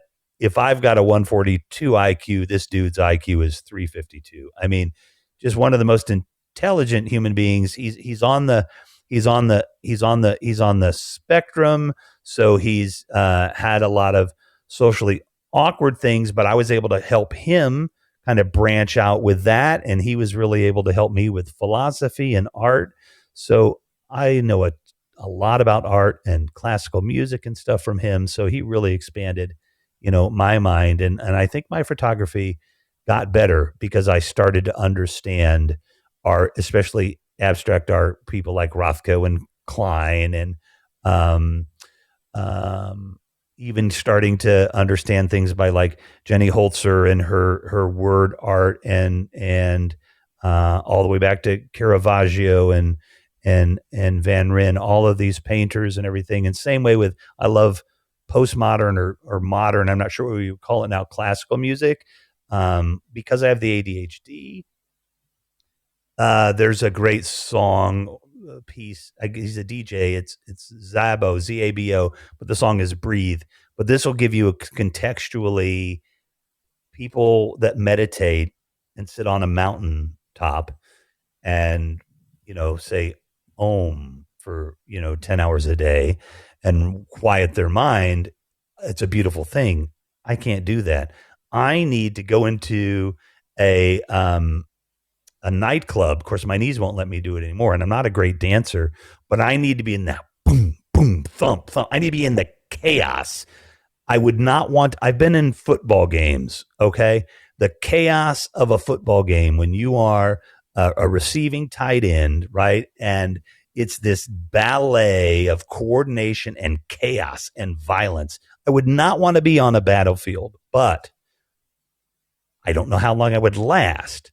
But I would find, and I know this can sound weird because I'm not talking about the death. I'm talking about the chaos, the noise, the madness. I would find comfort in that. I would be able to be in that moment and be transcendent. And again, this is war, so I'd probably be scared shitless. But I mean, but I need the madness and the loudness to rest my mind enough to cancel out all the other noise to just be one with myself. So, yeah. I just want to add to that, Rev. I hear you on that, man. I have such a busy mind that the reason I even got into listening to podcasts 12, 13 years ago is because my mind races so much at night going to bed. I had to have my headphones in to listen to something to calm my mind down to go to sleep. Because if I don't, I can't go to sleep. I just can't switch off, right? Hey, listen. And the best way. Sorry, dude. Let me recommend now. Okay, folks, this will have to be another time. But I have seen Bigfoot. Okay, I know it's not real, but I have seen Bigfoot, and he's real. Okay, but just hold on. How do I get this here? If you want to fall asleep because you're just bored out of your mind, and I love this guy, Wes, the Sasquatch Chronicles. That's what does it for me every night, because every night it's the same basic story of, hey, I was out there in the woods, and I'm walking around out there ready to shoot me a deer, and go and behold, a mighty giant walked in front of me with giant feet and, whatever. Bigfoot story. I'm like, they're fun stories, but I'm like, I would just fall asleep. I'm so bored. You know what I mean? So if okay, hold on one more second. If you want to make a lot of money, post on Spotify the most boring podcast ever, designed to make your listener fall asleep. Because what'll happen is it's on Spotify. It'll keep playing when they're asleep. And if you have millions of people that play your one podcast every night, you're going to be rich as hell. You know what I mean? So that's the key to wealth right now, boring podcasts. I hear. I want to make so many cheeky little jokes from people from the other app that I was on before, but I'm going to let that go. No, go ahead, man. Let it go. Okay. We gotta liven it up a little bit. I don't know if that calms me down. I guess we wound up. No, so get wound up. What you said about that calmness. So I have to have the sound in my ears, listening to podcasts. That's how I got into listening to Joe Rogan and other bits and pieces along the way, and got my interest for podcasting because of this, because I've also got tinnitus from when I was in the army. So my ears are ringing all the time. Just ringing. So not just does my brain not switch off at night, I've got the ringing in my ears to have some small sound or listening to, it wipes that all away and I can fall asleep. And much to explain the chaos that you find some calmness in would be something, I think the best analogy for the listeners would be when you're a small kid, maybe, and your parents are holding you when you're tired at a party at night, when they're at a party or something, and there's all the people and the adults talking, everything like that, and there's so much noise that you just drift off to sleep as a kid. There's that background noise. That's kind of like that calmness you're talking about in that. Yeah, well, you and I had that because my parents were very much into, like I told you, this partying, every Friday and Saturday night, or having a party or whatever, and definitely. All that chaos would I can just drift off, in the madness. And people now, I think, because of neurodivergency and much more acceptance around understanding of mental health and stuff, people get it. But, for a long time, so I've met two people I've met many people that I would consider a guru in my life. But I've met two gurus, and I actually use the word, it might even be on my Twitter, maybe not, but it's somewhere. Because I had, thank you, Alexa. Alexa's reminding me to check my feelings, by the way. We can talk about that if you want. But Alexa, go to sleep. Really, I can't really, Jeff. I keep turning this down. So, where was I? Good Lord. I'm a horrible interviewer. We're talking about the calmness, and there's two people. Right, so people wouldn't believe it. right? Because they're like, no, dude, you just got to learn to like, sit there and quiet your mind. Now, the one place that I have been able to do it in a quiet environment, I will say, is hot yoga, Bikram yoga. I don't know if you know Bikram yoga. I do. Yep. Yeah. And it will just knock the crap out of you in that heat. So once I'm like, oh my gosh, I really have to focus on this yoga pose and not passing out. That did help me center my mind onto one thing. Well, otherwise, it's either threat of dying from too much heat, I guess, works, or loud noise. So that you can relate to that. I think more people really do need to understand that if you've been trying your whole life to quiet your mind with quiet, go the other way. See if it works. Because I had a friend who told me years ago, not that many years ago, but years ago enough, because I'm always was obsessed with, because I'm not organized, how can I get organized? How can I learn to be organized? What tool or what app or whatever could help me be organized? Well, I always get bogged down in the being organized, not actually doing it. And my friend, a psychologist, said, okay, look, just stop. Don't worry about being organized. Just go, just do, just exist. And then, of course, I found lots of workarounds, like there's no app for me for organization. I need a full-time personal assistant, which I've been lucky to have at times. If the job justifies it, sometimes I've had two. But all I also need is just a notepad with just a list and just go down the list. Like, don't worry about, this milestone or whatever. Yes, our employees at the nonprofit, I know how all that works and I can encourage you to use all that. But what works for me, is totally different. And if none of that stuff works for you, forget about it. Find your own way. Because if you've lived long enough to get here, and this is the other thing I tell myself every day, and you talked about COVID and your businesses and stuff. I mean, I lost my business to COVID. I am trying to make it doing this. My consulting work is kind of starting to come back. I'm being pursued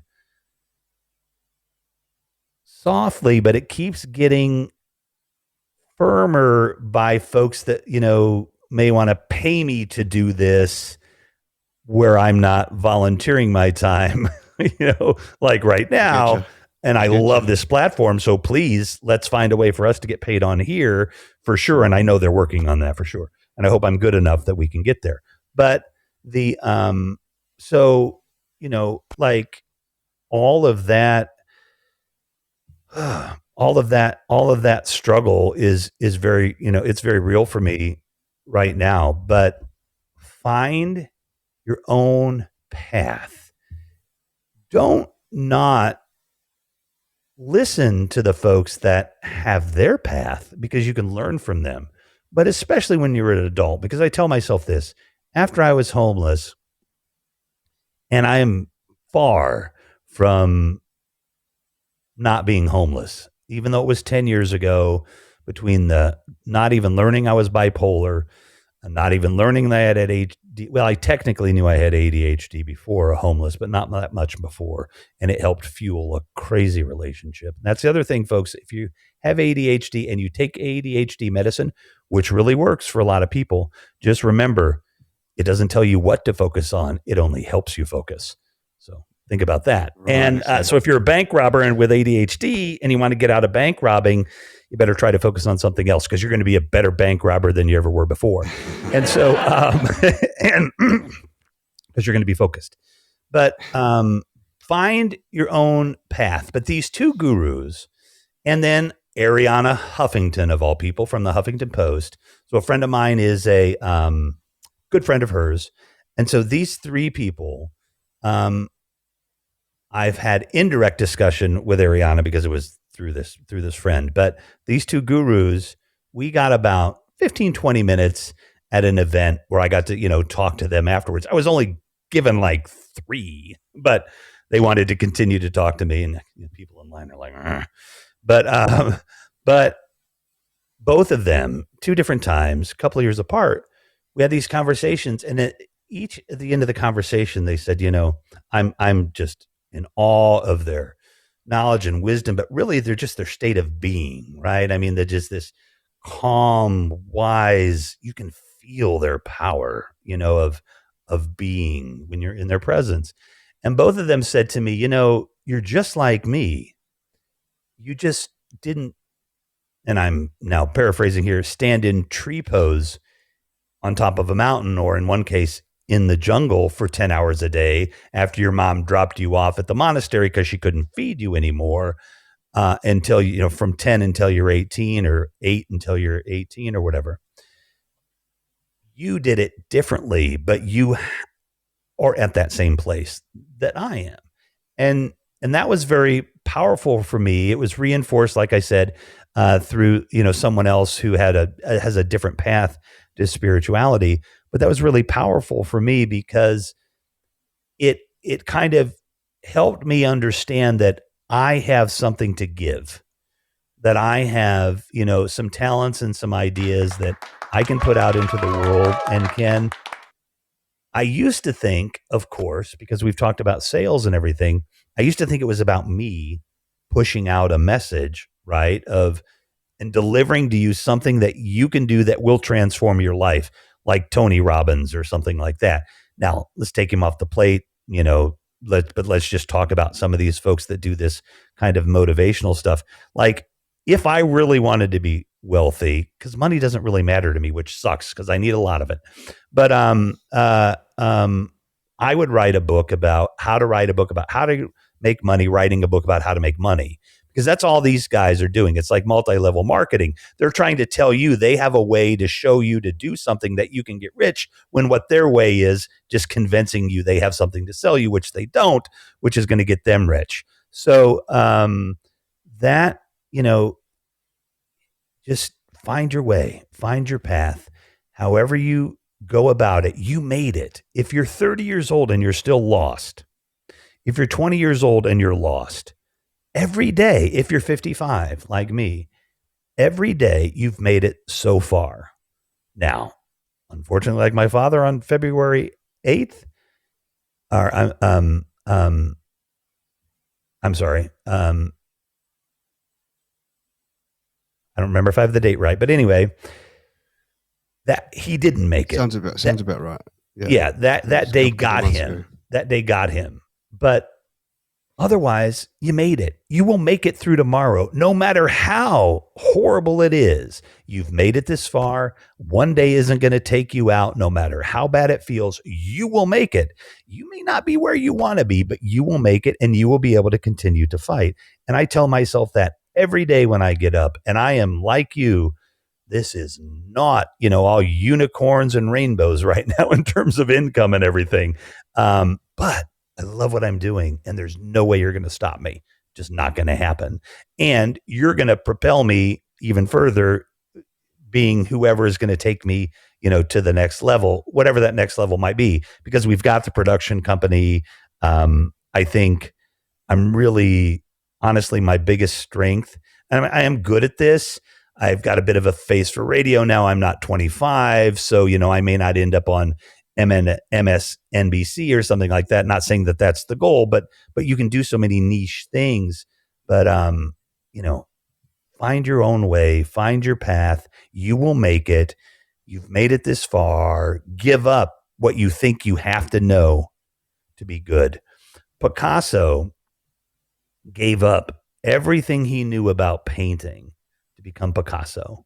He threw every rule out the window. He turned every rule upside down. And the reason he could do that was because he knew it really well. Well, you know yourself really well. And if it hasn't worked so far, flip it. Let it go. Try to be. Just try to be. And if you have to be in the chaos, be in the chaos.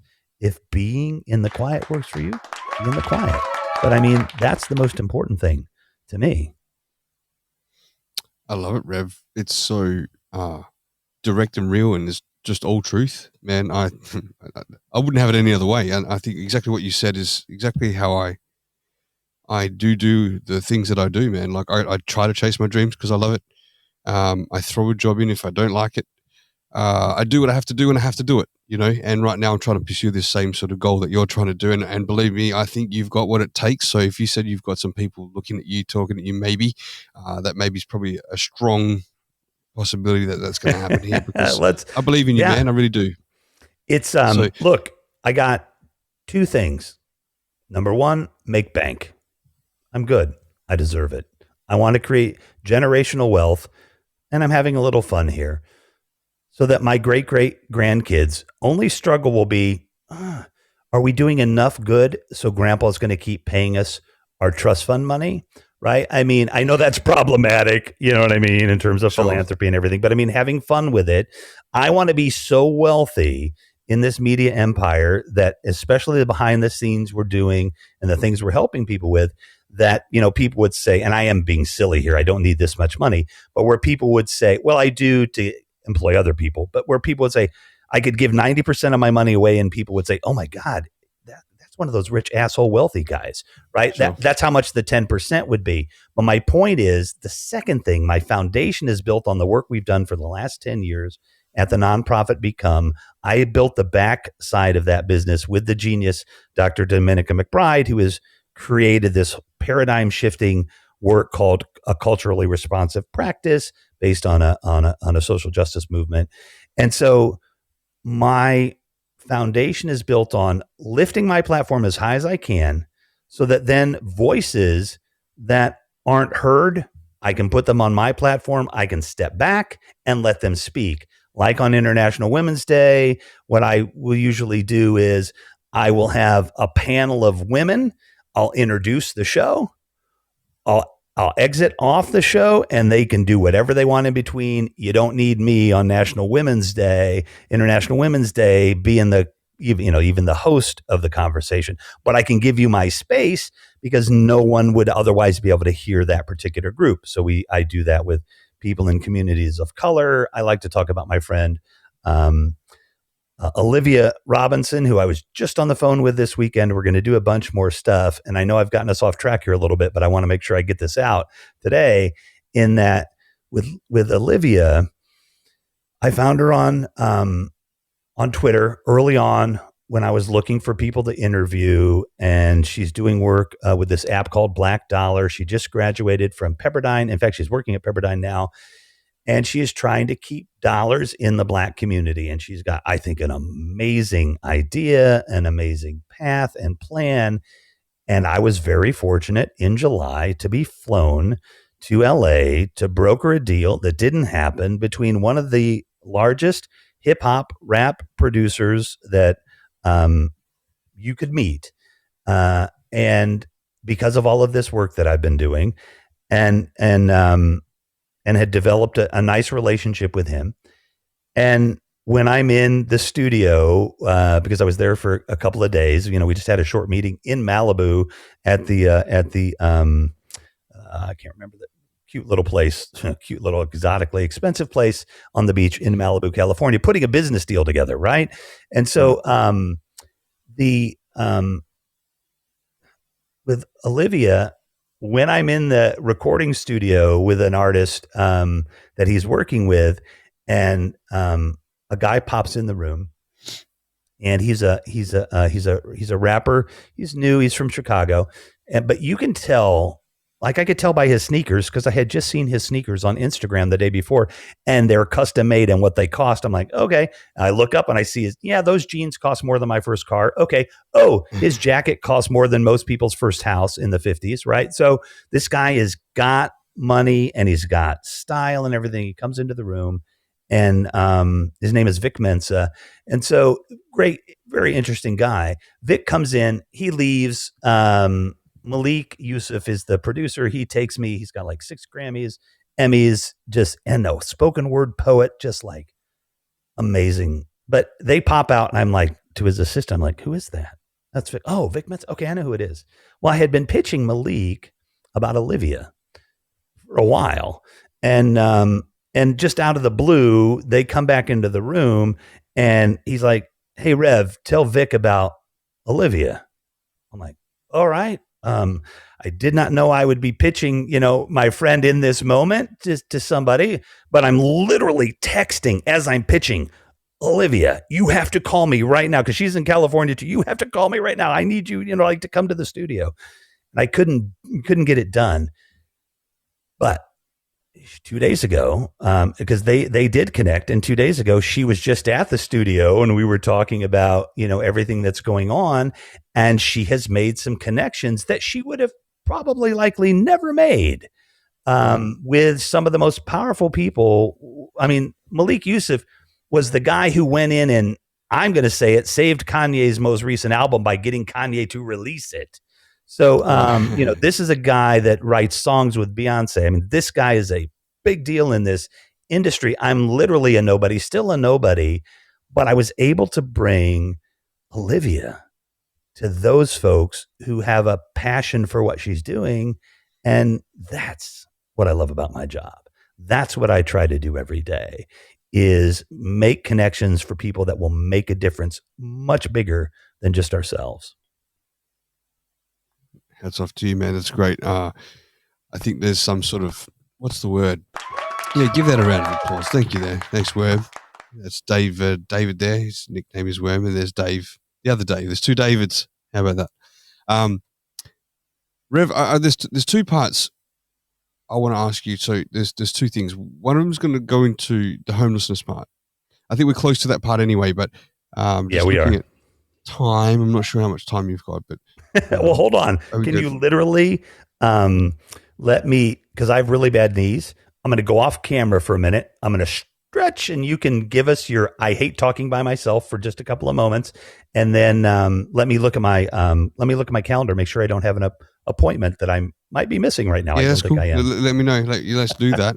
And all right, I'll be right back. You go ahead and stretch if you have to do that.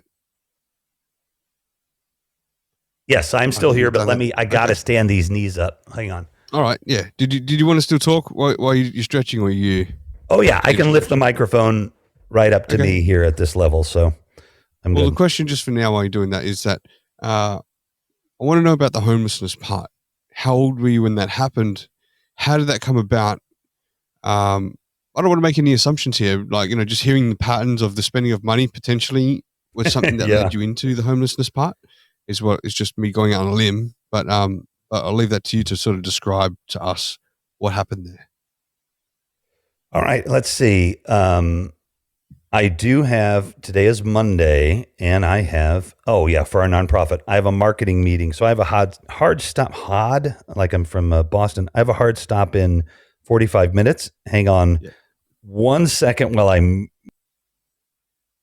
You do that, and while you're muting yourself, I'm just going to give you the camera access back for whenever you're ready. So it's going to be sitting there.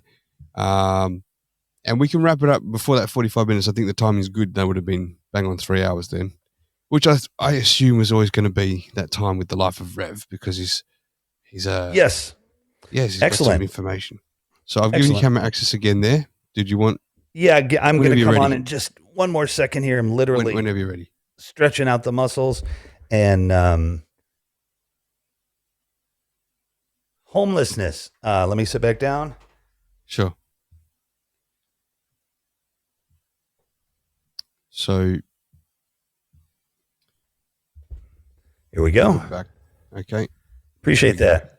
No worries. Homelessness. Ooh. Okay. Homelessness is definitely brought on by the mania, by the bipolar one, by the ADHD. At the point that I become homeless, I think I must be about 44. I had just prior, let's see, boy, this all becomes a blur. So this is February, and so at the end of my first marriage, I got involved in a relationship with someone, and it was the most wonderful, fun, crazy, wild, horribly hellish relationship one could have. It was a terribly codependent relationship. And I've told that story before. I mean, it's out there on the internet if people want to look for it. But at the end of that, it ends up that she takes her life, and I am just spun into hell because I had been trying to help her. I'd spent a ton of money because she had bipolar way worse than I did, and just this long kind of tragic history. So I spin down into hell, and I tell people, take the first rock bottom if you can. When you hit rock bottom, take comfort in that if you can start to rise, because there's more than one rock bottom. And I continued, to bounce further and further down. But I ended up living with my parents for a while, about 60 miles from Chicago. No car, no money, spent all the money I had, and which I've always done because of the bipolar. And that wasn't going to work out with my parents. And it didn't. And again, there's a long story in there, but I know we're a little limited on time. So I end up in Chicago back then, even, and things have changed, especially because of COVID. But I went to the community Oak Park where I had lived when I was married, and they have a shelter system there where it's like a different church every night because the community is really affluent. And the real truth is they didn't want a homeless shelter in their town. Even though they're one of the most progressive communities, in the country, they still didn't want a homeless shelter in their town. So these systems were built where you would do it in a different place every night, at least. So nobody was collectively taking one neighborhood down. Apparently, we would just take one community down one night a week. So they were very giving that way. But anyway, it was a great system, great people. And so the first night, I didn't know anything about it. I got dropped off. If you didn't have one of their IDs, you throw your hat in the ring there. You throw your license in the hat, and if there's 50 people and only 40 beds, 10 people don't get in. That night, it was the day after Christmas, and the day after Christmas isn't really a big, busy night for them because even people that are homeless a lot of times have somewhere to go, around the holidays at least. So I did get in, and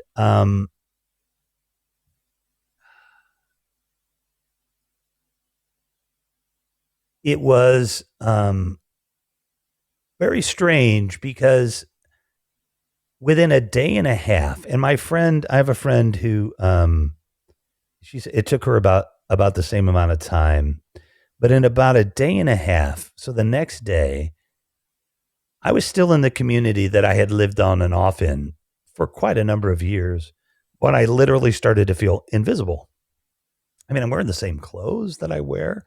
I've got a backpack with me, but I really felt like I couldn't be seen. Now I am deep in the fuel of my almost, psychosis in terms of bipolar 1, right? So, I mean, I'm not in good shape mentally, but you really do become kind of invisible to people, right? Because we just look past the homeless. We look past panhandlers. We want to look away, right? I mean, if we don't want to engage in them, you look through them so that they don't bother you. So we do all of these things. But I was feeling that, and I was probably putting those feelings on me for feelings that I had around, people that were homeless as well. So all of this stuff is going on in my life while I'm homeless, and I'm well educated. I'm well spoken. And then I would have had the goatee because I've had hair on my face ever since I could grow it. And the community that is built up around those, homeless systems, there's a system in place. So even the first night, being a middle-aged white guy who didn't say he was an addict, who says he doesn't do drugs. I don't think, did they have anything on the intake form at that time about my mental health? I don't know that they did, but so I was kind of like almost immediately like a poster child for, we can help this guy and so I was quickly, so one side of me, I mean, being homeless was horrific, but without being homeless, I would not have learned to be able to manage my bipolar for sure, at least not as semi quickly as I did. So that path from homelessness, there's been a play written about me. I definitely, I spoke in New York at the Twitter 140 conference. And, Jack Dorsey spoke that day. Deepak Chopra spoke that day. Congressmen, senator, all kinds of, people were at that event. And I was at that event as well. And there were lots of regular people at that event as well that were speaking. So, and that was when I was homeless. When I was homeless, those first few days, I thought, well, and of course, never going to happen because of my learning disability, but I'll learn French.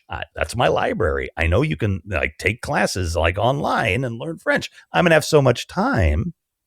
I'm trying to make a positive out of this thing. And I'm still on Twitter, by the way, which is its own story in here that I'll try to get to a little bit. But you can't learn French. Being homeless is a full-time job. Not having money and trying to survive and eat, even though there's a shelter system, when they don't let you stay in the shelter during the day and it's freezing cold, or snowmageddon that we had that February.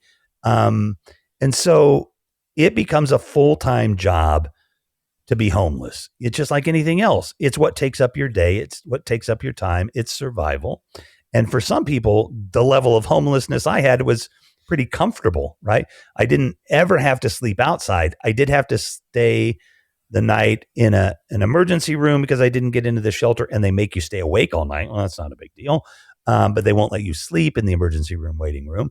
I did a couple of times stay in the basement at my ex-wife's because, she knew I had the key and that was okay. People are like, well, why didn't you go upstairs, or why didn't you live with my ex-wife? I'm like, I was divorced. And I'm homeless. I didn't want my daughter to know that I'm sleeping in her basement, for goodness sakes. And and I would see her on Sundays, every Sunday, all clean. And yes, she probably knew I was homeless, but we didn't focus on it. So anyway, I had so many, I learned that I like to write poetry while I was homeless. I did start to write some poetry, when I was homeless. So I had some time of introspection while I was homeless. I was eventually able to use that to help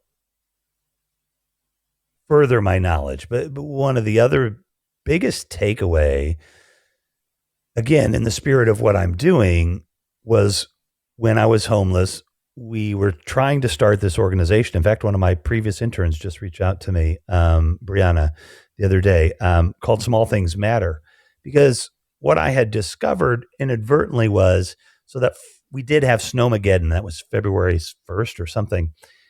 So just within less than a month after I had been homeless, or maybe a little more than a month after I'd been homeless. And there was a young woman. She had an autistic brother and her mom, and they were all homeless in the shelter. And they usually fairly quickly would not let a family be in that system, but sometimes it could take a little time. So I got to know the family, and the young woman needed a pair of boots because it was winter, but she was vegan. So her mom could get a pair of inexpensive boots with leather on them in one way, shape, or form at the local cheap shoe store. But these were not to be worn. They needed to be vegan boots. She's 15 or 16 or something. So I put out a call on Twitter, and I still had my Twitter. I still had my 3GS cell phone because my ex-wife, I owned it, and she kept paying for me. So I'm on Twitter, and I had previously been known for kind of my, I don't know, I had maybe 8,000 followers or something, and I had been talking a lot about atheism and anti-theism and, whatever thing I was rambling about at the time. And I started tweeting about being homeless, and people were like, how can you be homeless, dude? We know who you are. We know what you do. People like you aren't homeless. And so that kind of started a dialogue. And so I put a tweet out there. I have a young person at the shelter here, and she needs a pair of vegan boots. And Abby Likes, that's her handle on Twitter. She immediately responded, as did several other people. And the other folks had, wanted to send some money, and we had PayPal. So we had them send me some money. And then Abby Likes was like, well, I'm in Chicago. Let's just get her some boots. What size is she? And so her husband went and bought a couple of pair of boots, delivered them to us. Also got her, because they knew she liked this Starbucks type of chain called Caribou Coffee. I don't know if they're still around, but we had them up here in Chicago, and got her some gift cards. So I did the GoFundMe before there was GoFundMe a long time. Right. A lot of people did before there was a GoFundMe. We got this stuff for her. Well, I started doing that for everybody I could in the shelter. So my friend Steve needed a pair of glasses to get his job driving cars from a car wash because he had lost everything he had to medical debt when his wife died, and he was an alcoholic, which was the primary reason for his troubles. But we got him a pair of glasses, and he got his job back, and eventually he worked his way out of the shelter. So, I realized nothing new, but for me it was that small things could make a huge difference in someone's life, that if we looked for them when they're intaking them, for example, and a transmission in their car will get them their job back because they can't get to work. But you could, for example, call their boss and say, "Hi, we're from so and so, resource center or whatever, and we just want to let you know that your employer, whatever, is going to have a new transmission, and they will be at work, on Friday. We're paying for it, whatever, however you handle it. You, the homeless shelter, have a resource to put a transmission in her car." And now she keeps her job and she's no longer homeless. That will save thousands and thousands and thousands and thousands of dollars to the system to spend that $3,500, right? To get her a new transmission, keeps her job, keeps paying her rent. Landlord doesn't go into foreclosure because he's lost his last whatever. For every dollar you spend on the not being homeless, for every dollar you spend on being homeless, it's about a $15 minimum gap, right? So spend $1,000 before they're homeless and save $15,000 if they become homeless. So we were doing a lot of small things for folks and making a difference. I end up meeting my partner at the nonprofit, who I just got an email from our executive assistant that says, "Remember, you have a meeting in a half an hour," which is why and between that and Alexa, I will remember. But the good that we were able to do from being homeless was phenomenal. And like I said, I've built on that in so many ways. The job of being homeless, the tragedy of being homeless, the emptiness, the loss, the pain, it was, there's nothing like it. It's the last 2 months, having lost my dad to COVID because he wasn't vaccinated, because he believed the doctors on Fox News, et cetera, that said COVID wasn't real. That was the worst time of my life. The last 45 days are definitely the worst time of my life. But all of that, and even with my dad, this is my pattern of how I process things. Because again, if you Google my name and the Chicago Tribune, and you don't want to pay to read it on the Tribune, then just look a little further, and there'll be some free versions on the Pantograph, or there's a paper, New Hampshire or something. There's several papers that you can read it for free.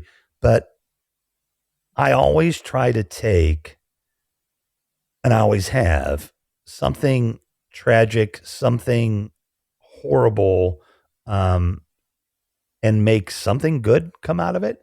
So in the case of my homelessness, as I said earlier, I would not want to wish homelessness on anybody, but I would go through it over and over again to get where I am. The ability to regulate my bipolar is directly connected to the homelessness. I was in a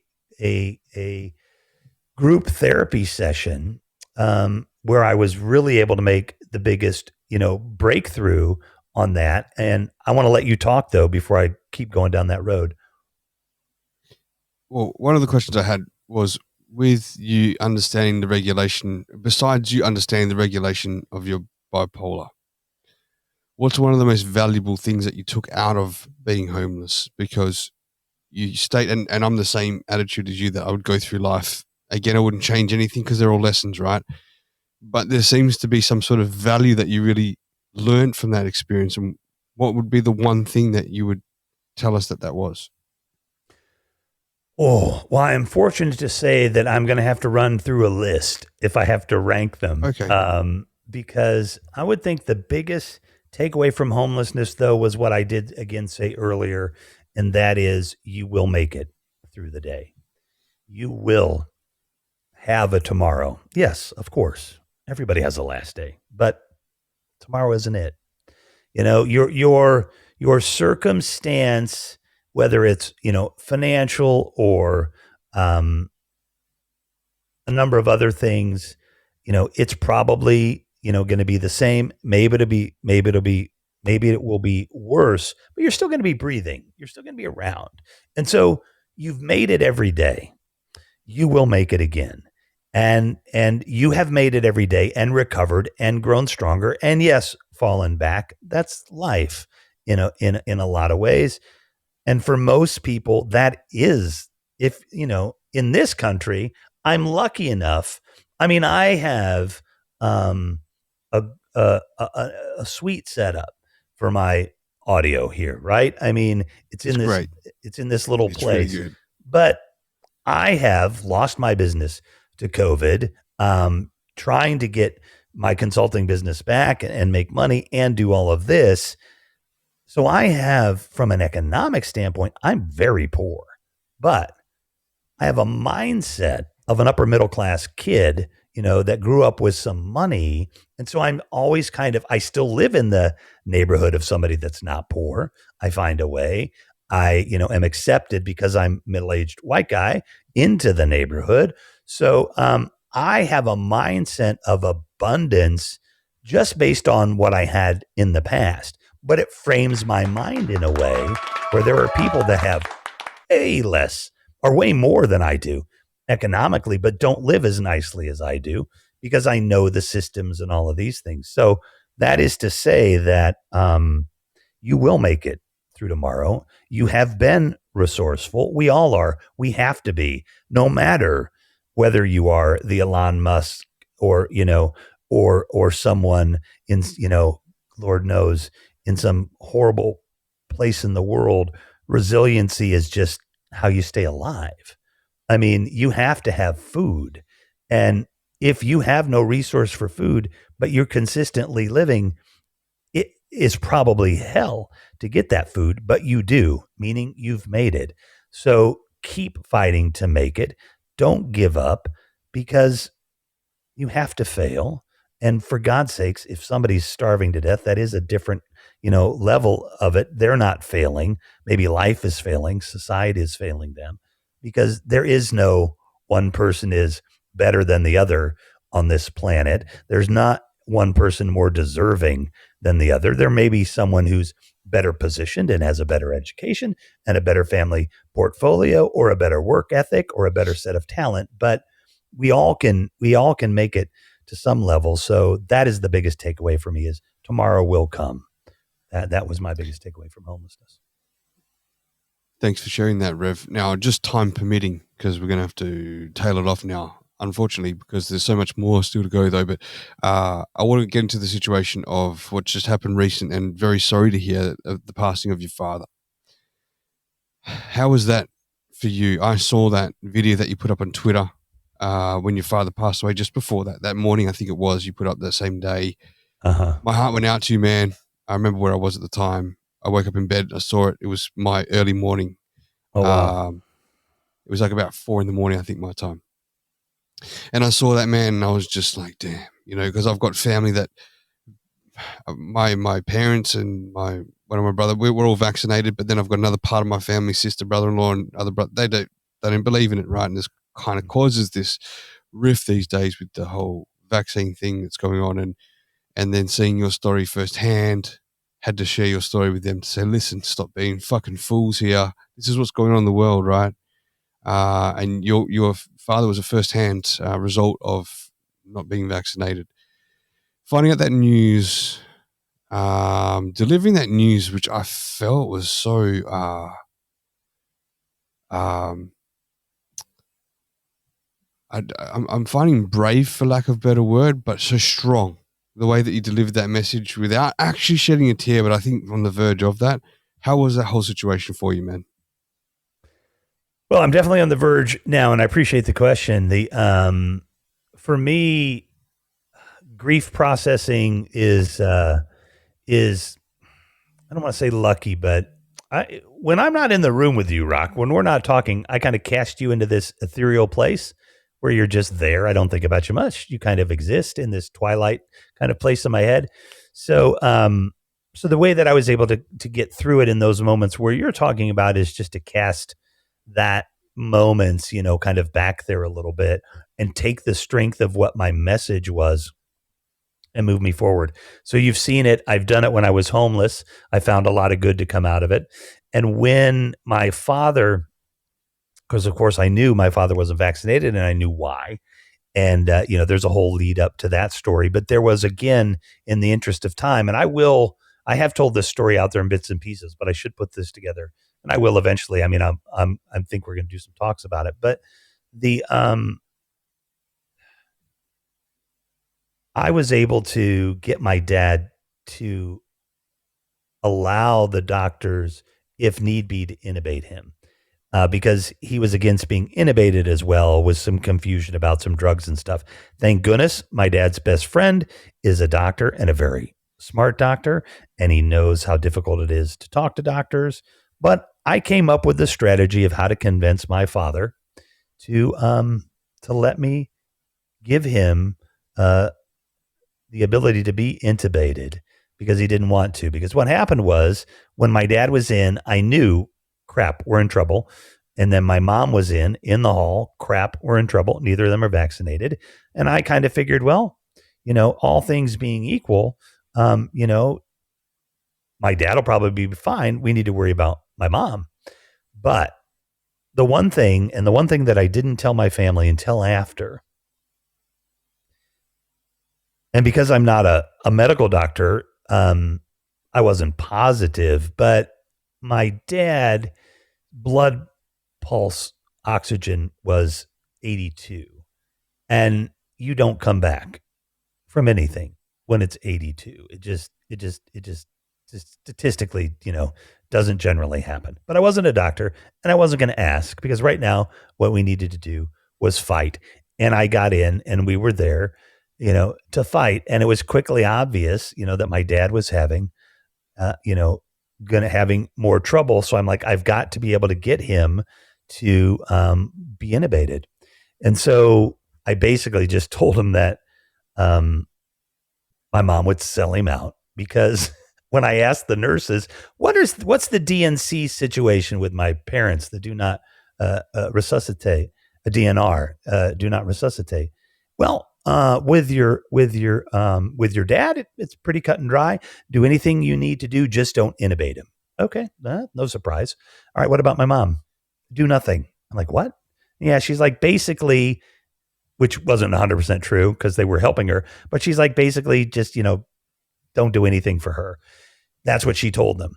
And the reason she told them that was because my mom she capitulates to authority. And so what my father would have been telling her was, if we ever go to the hospital, tell them I don't want to be resuscitated.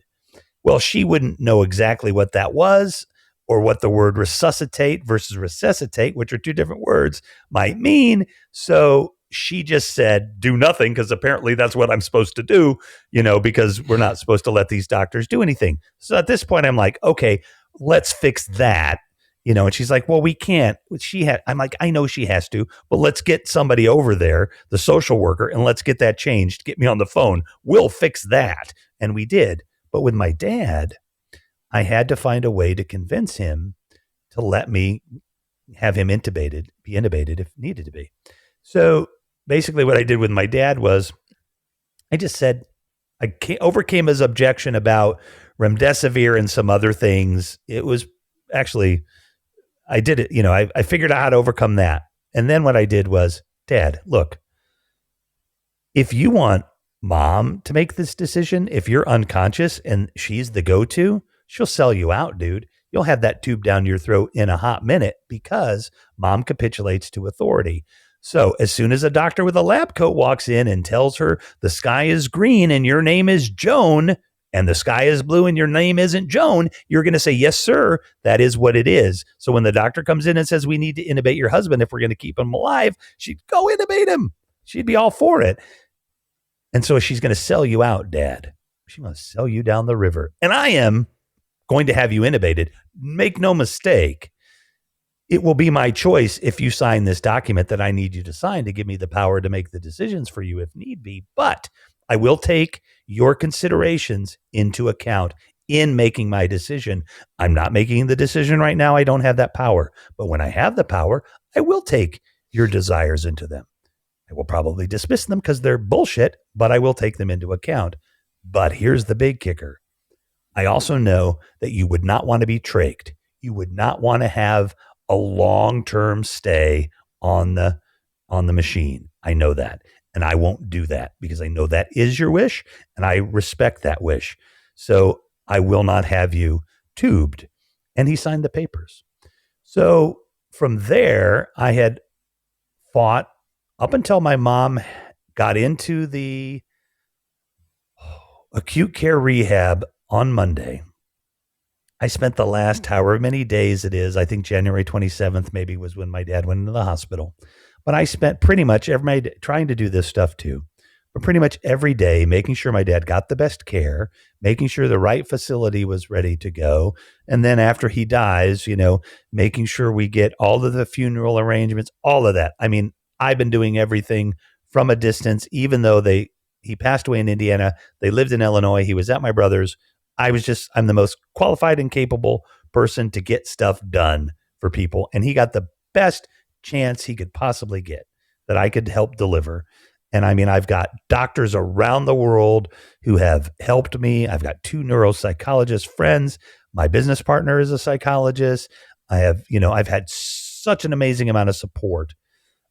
It makes me sad to know that most people don't, because I also had to, in my subconscious minds, end my dad's life because I had to have them terminate, the ventilator. And so I've been doing that, this entire time.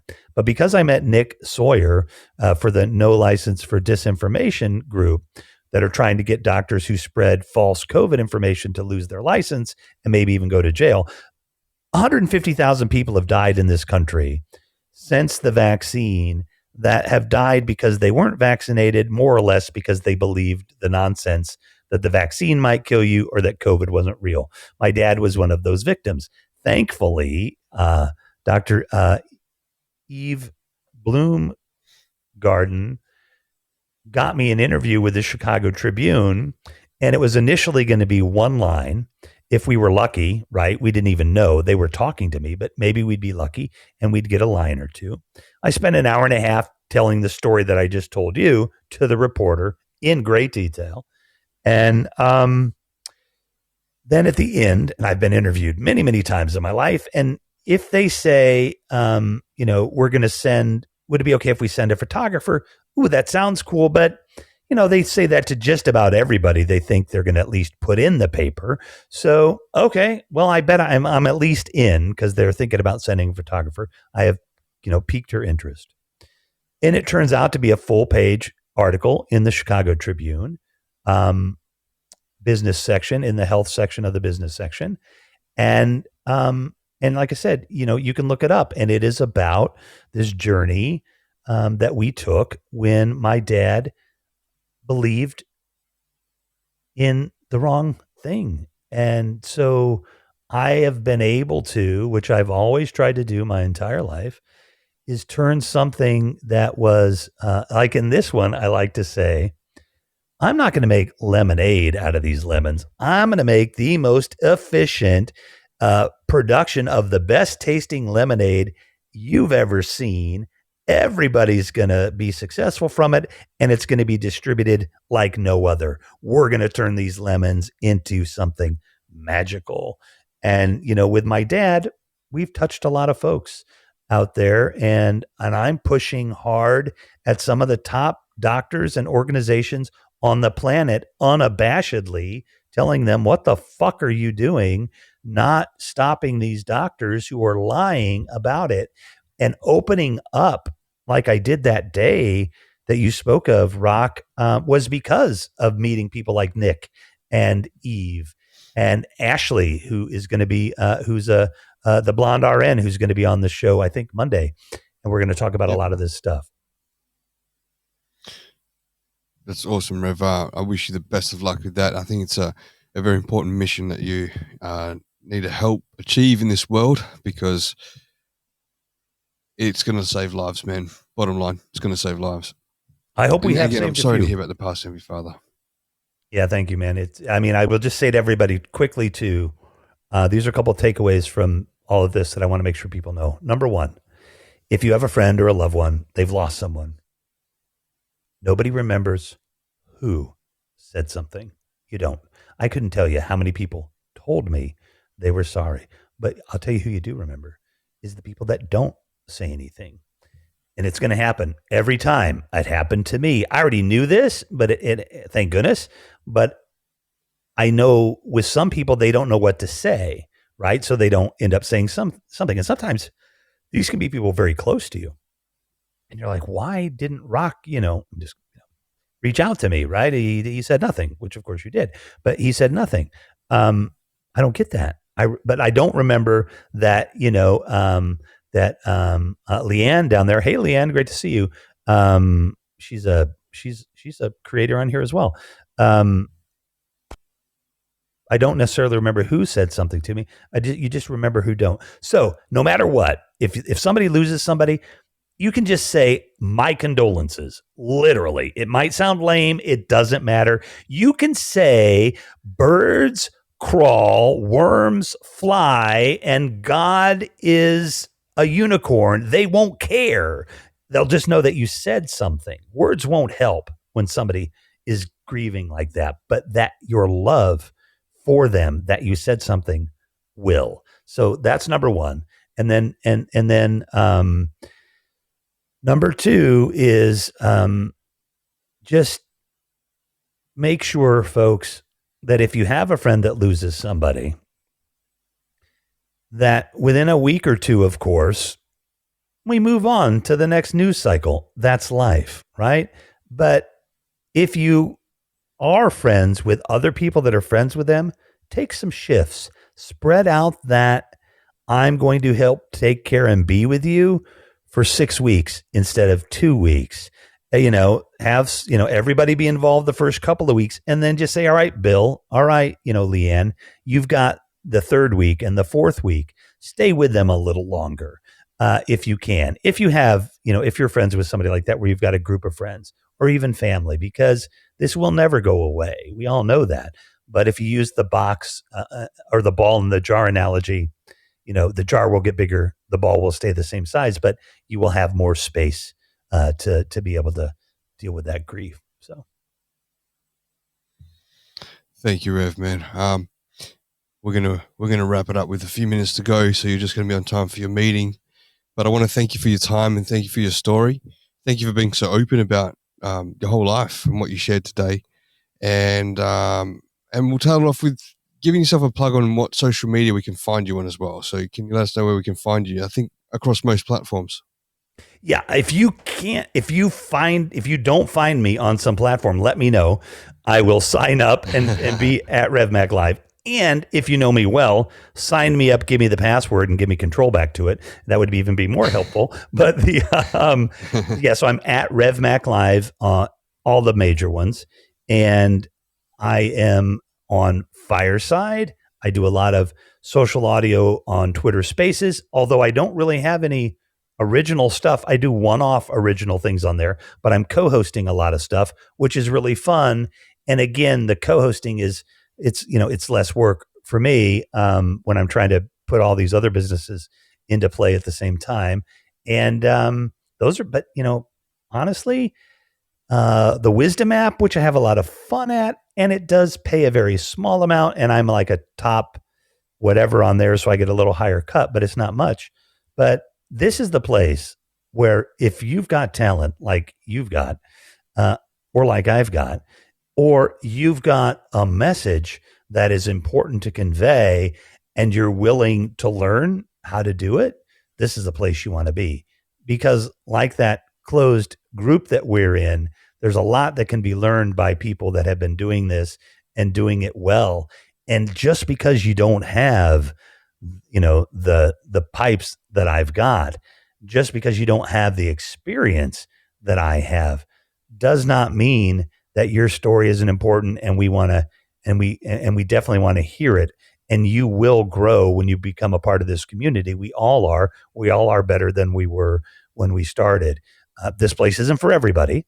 Let's be real about that, right? I mean, but for the most part,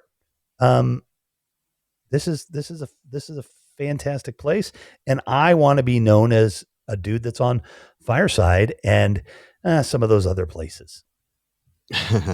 To be a firesider is truly an honor, and I'm also really, really extremely honored to be on here, man. It's the place to be. It's the gold standard of podcasting, social audio. So, and it's from here we can push it out to the rest of the world. But Rev, thank you so much for your time, man. I appreciate it. I'm just going to give myself a plug for any of those listening on any other platform. So you can find me on the other platforms. It's obviously we're broadcasting, live casting here from Fireside, and we go out to YouTube, Twitch, LinkedIn, and Facebook. That's right, live. And you can find me under the Rocstedi podcast, as well as Twitter. Is it Twitter, Instagram, Snapchat, Discord, Telegram, all the Rocstedi podcast. Otherwise, just for Instagram, it's _Rocstedi. But thank you very much, Rev, man. It's pushing 1 a.m. here my time as well, so I think the time is Lord, good. Rock. I've got a show in the morning too at 9:30 my time. I'm going to make the show everything after this one. But another interesting story with Zoe Yinks. We're going to talk about her being sexually abused as a child. So we're going to go deep into that story with Zoe Yinks in my morning time, which will be your evening time here in the US. So I'll make that show in the next half an hour, and you'll be able to follow it from there. Thank you very much, Rev. Have a good day ahead. And thank you to the listeners. I just want to give a quick shout out to the listeners, if that's okay, we still currently got the room. We've got Seth, Kaylee, Video Girl. We've got Darian, Truthful Sweet, Charlie, Uncle Eddie, Red Rose, Lolly, Mark, Elizabeth, David Worm. You've got yourself there, Rev, Deanna, Jocelyn, Lolita, Lee, Dave, Paul, and Will. So thank you very much. Appreciate you guys hanging around for the show about the life of Rev. And then we've got Chuck, who's been listening on the web as well. So thank you. He's got an Android device, but he's listening in from. I love it. Yeah, fantastic. Thank you, Rev.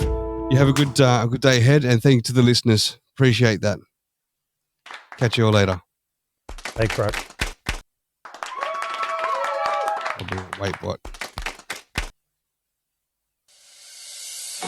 Okay.